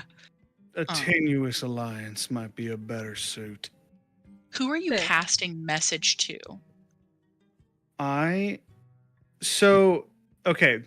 the, I guess there's a qualifying question first. Yeah. With the moon out, the brazier lit, It does have, this place has, what is it, hollow, the Yes. hollow spell, so undead Effectively can't hollow approach spell. it, Correct. and you want to get Godfrey to come with us, we can, but we can't let this place fall. Not again. I don't think we can let this place fall. Gunther's also here. I know, I'm sorry. No, This is he's in another- Krezk. He's Gunther. here. Gunther left. Yeah, to go to Krezk. Gunther definitely left and advised that he would be in Krezk. He is not staying here, and I don't Okay. think, truthfully, Godfrey would allow him to stay. Fair. Would I have any idea, like, because I know Danica went to the Wizard of the Wines. That's what she had said when she left, right? Her Correct. hubby and her kids, yep. Danica is at the Wizards of the Wines. So by with default, would her- all her- Ravens be there? I don't know if all is a good Okay. representation, but a large, any of the were-ravens that you would have met in Vallaki are gonna be with Danica. They travel in a pack together, a Mhm. flock, a murder, A murder. a slaughter, if you will. Oh yeah. They're Um, gonna stay together. Okay. Do I remember why she said she was going there? Was it because I can't remember if that was They had family there, so Okay. They had family. Her, We also caused a lot of disturbances in it was Barovia. just no longer safe to stay in Vallaki, and their secondary option was to go and stay with the Wizard of the Wines. Yeah. So she took Tink, Oleg, her children, and her spouse with her to go see the Wizard of the Wines. Her husband's name is Erwin. So Erwin, Danica, Bray, Brom, and all of the were-ravens, unnamed and named, Nimura, there. Tink, Oleg, Mhm. are there. Okay. I think Should we talk about what we're gonna do at our little, like, this, 1, 2, 3, 5-person campfire with Drusilla? with Drusilla. Like, where we're gonna go 4.5. next, or That when we go to the castle, we should blow up the gates and destroy the front door, and then kill the vampire, and then burn the house down, basically. great plan you've got. Listen, so blow up door, burn house down, yes, killing vampire, complicated, hard. I mean, she makes it I'm sound da- so easy. So I hear what you're saying. Listen. If it was easy, people would have done it by now. As All a I'm saying. follow-up- we love as it, a Drusilla. follow-up, go for the chimney. She looks at you guys to see how you react to her chimney. Listen, Steal all the silver. Go in there, take the gold. Go in there, take the crown. Become the king. Solution. Crown, king. That's how that work. Very. listen. You know what? very We're going. feasible You know what? Listen, option, we're gonna try that. Listen, You're it's right. going. We're gonna. We're. You know what? You're right. We're gonna try it. You won't be there. As in, like, I don't want to put you in active danger, just in case. Water, murder. We kill everyone. Listen, okay, think we might Listen, you're not murder. Drusilla. Only burn house down when no one's there. Let's take Who it you gonna back. take? Who you gonna take instead? Hey. Godfrey? He's crying. Drusilla. Me? Never cry. Drusilla, let's take 2 steps back. Like, please, Drew, mate? please, just reel it back. Only theft on your mind, no murder, please. I appreciate. Murder. Oh my I'm God. trying to like slow. By the way, Aeolus is trying to like slowly walk back the murder talk, specifically, not the theft talk, the murder. Talk. Murder. The Theft murder is is a bit much. fine. Listen, I told her to steal from Drac, and I'm like, listen, Drac has also been kept there, so we're gonna be stealing, not necessarily. Okay, does Drusilla have anything from Jack's person? No, she stole my potion. She reaches into her pockets, and she takes out a book. And you guys recognize it immediately. Yes, she does have something on Drax's person. It is the book that he uses to illustrate things. Oh shit! I'm so good at asking questions. I love that shit. That's so good. Holy shit! Yes. It's not in his inventory, and he hasn't gone to use it in a while. But she did nab it off. So she has it. Yeah, she has it. By the way, hilarious. I forgot. By the way, about that. do we like? I'm like, and I'll just say. So, do you have anything of Drax, or did you Elvina actively ask, or was that just Cat asking? No, Elvina actively asked. And then I'll literally bend down and I'll kiss her forehead and be like, I'm so fucking proud of you. He takes out his drawing book. She takes out some charcoal. She takes out a sock. It's actually Jaren's sock. She goes to put it away. When did you get my sock? She goes to put it away so fast. Wrong one. Sorry. That's my nice thermals. Well, she shoves it in the base of her bag. She takes out a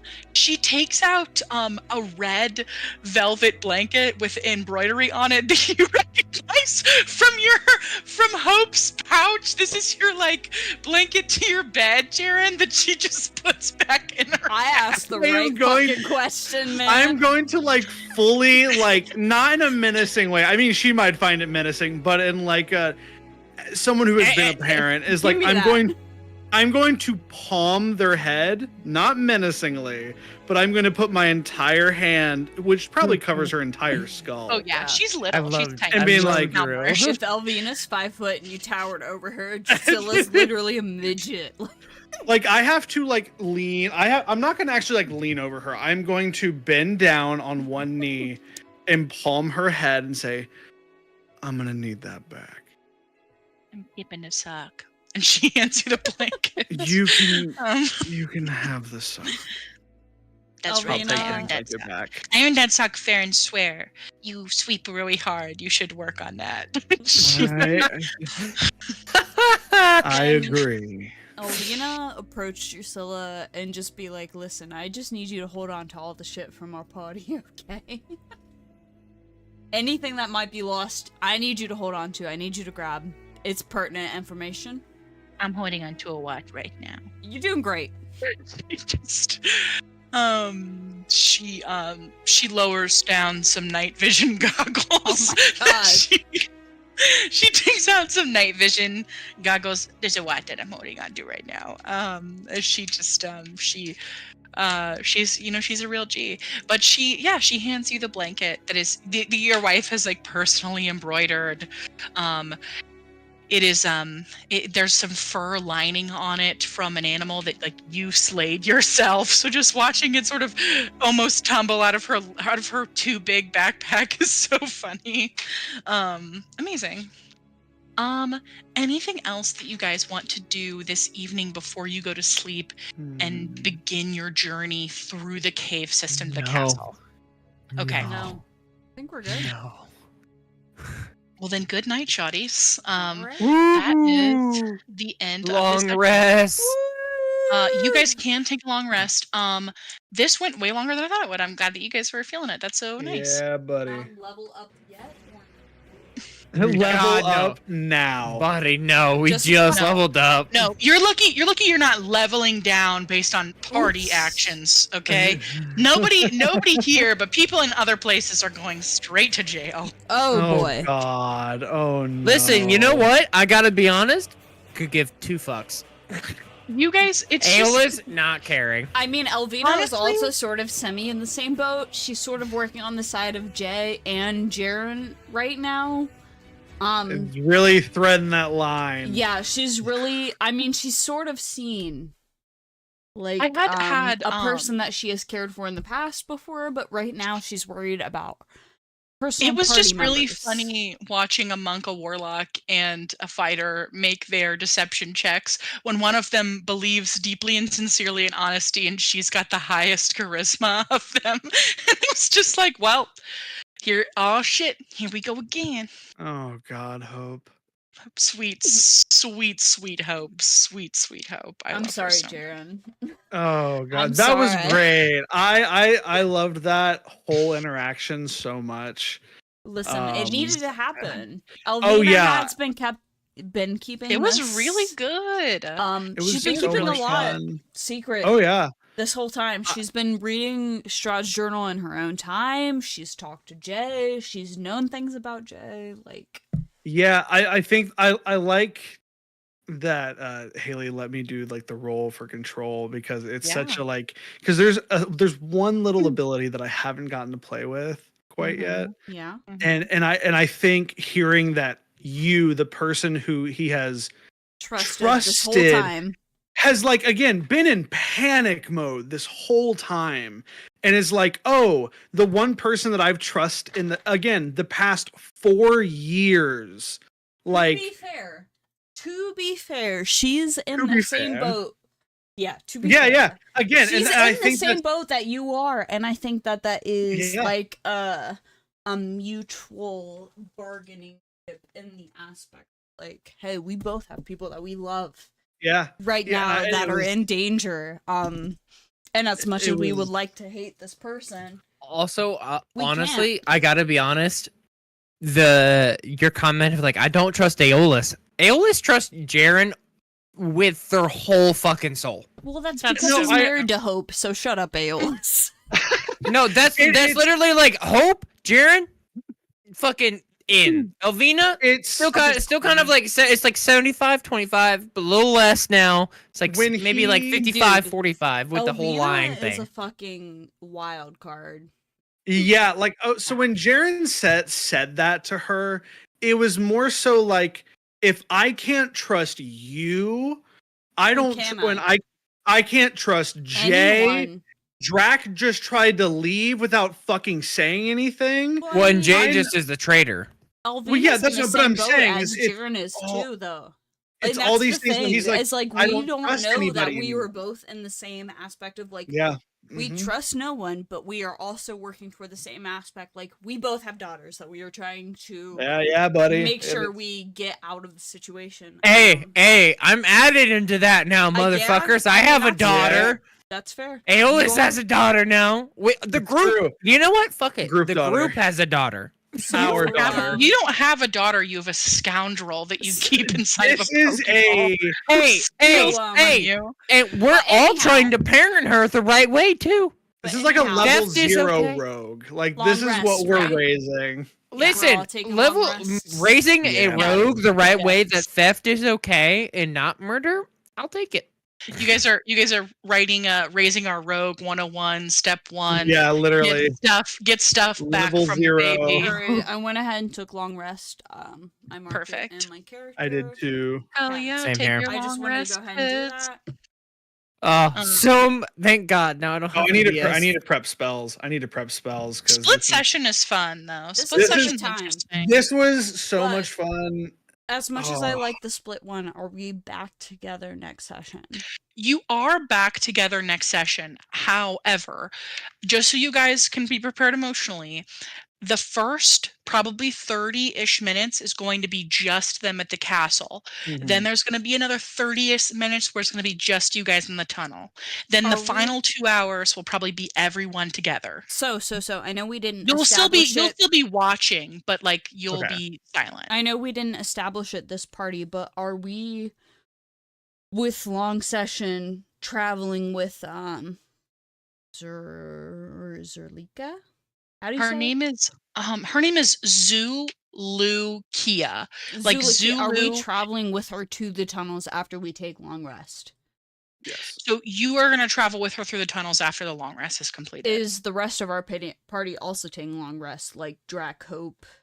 Yes, Jay. they will all, if they have earned a long rest and are not I'm just dead. Curious. And are not. We're just get there. Everyone's not dead. Yeah, they will also be taking a long rest as well. I will message them just because we didn't get the chance to discuss that. They were recovering. I was just being curious and like knowing if spell slots were.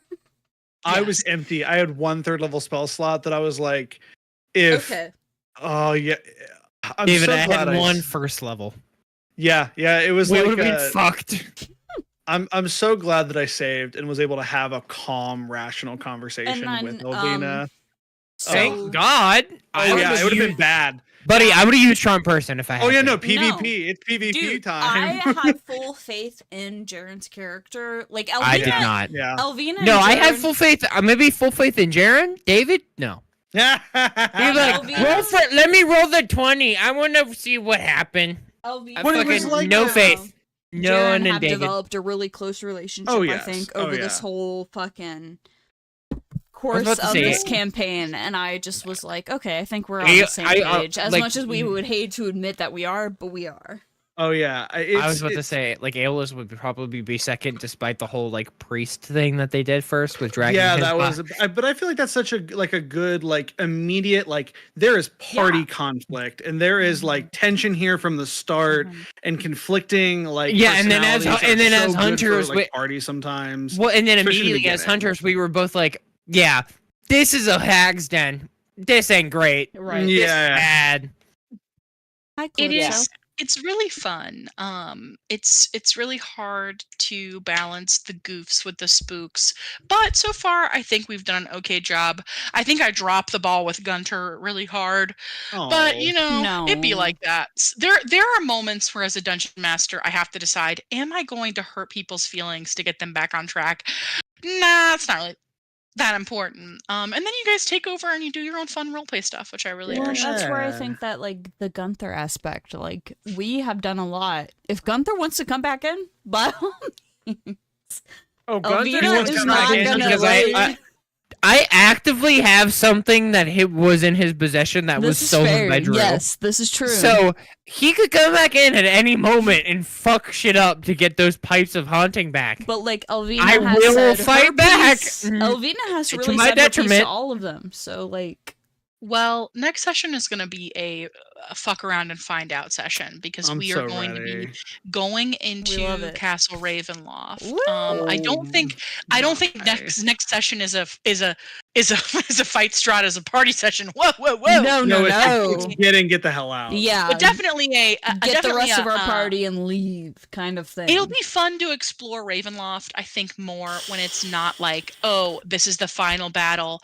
Now we're going to run this dungeon for 3 years worth of our time. Because,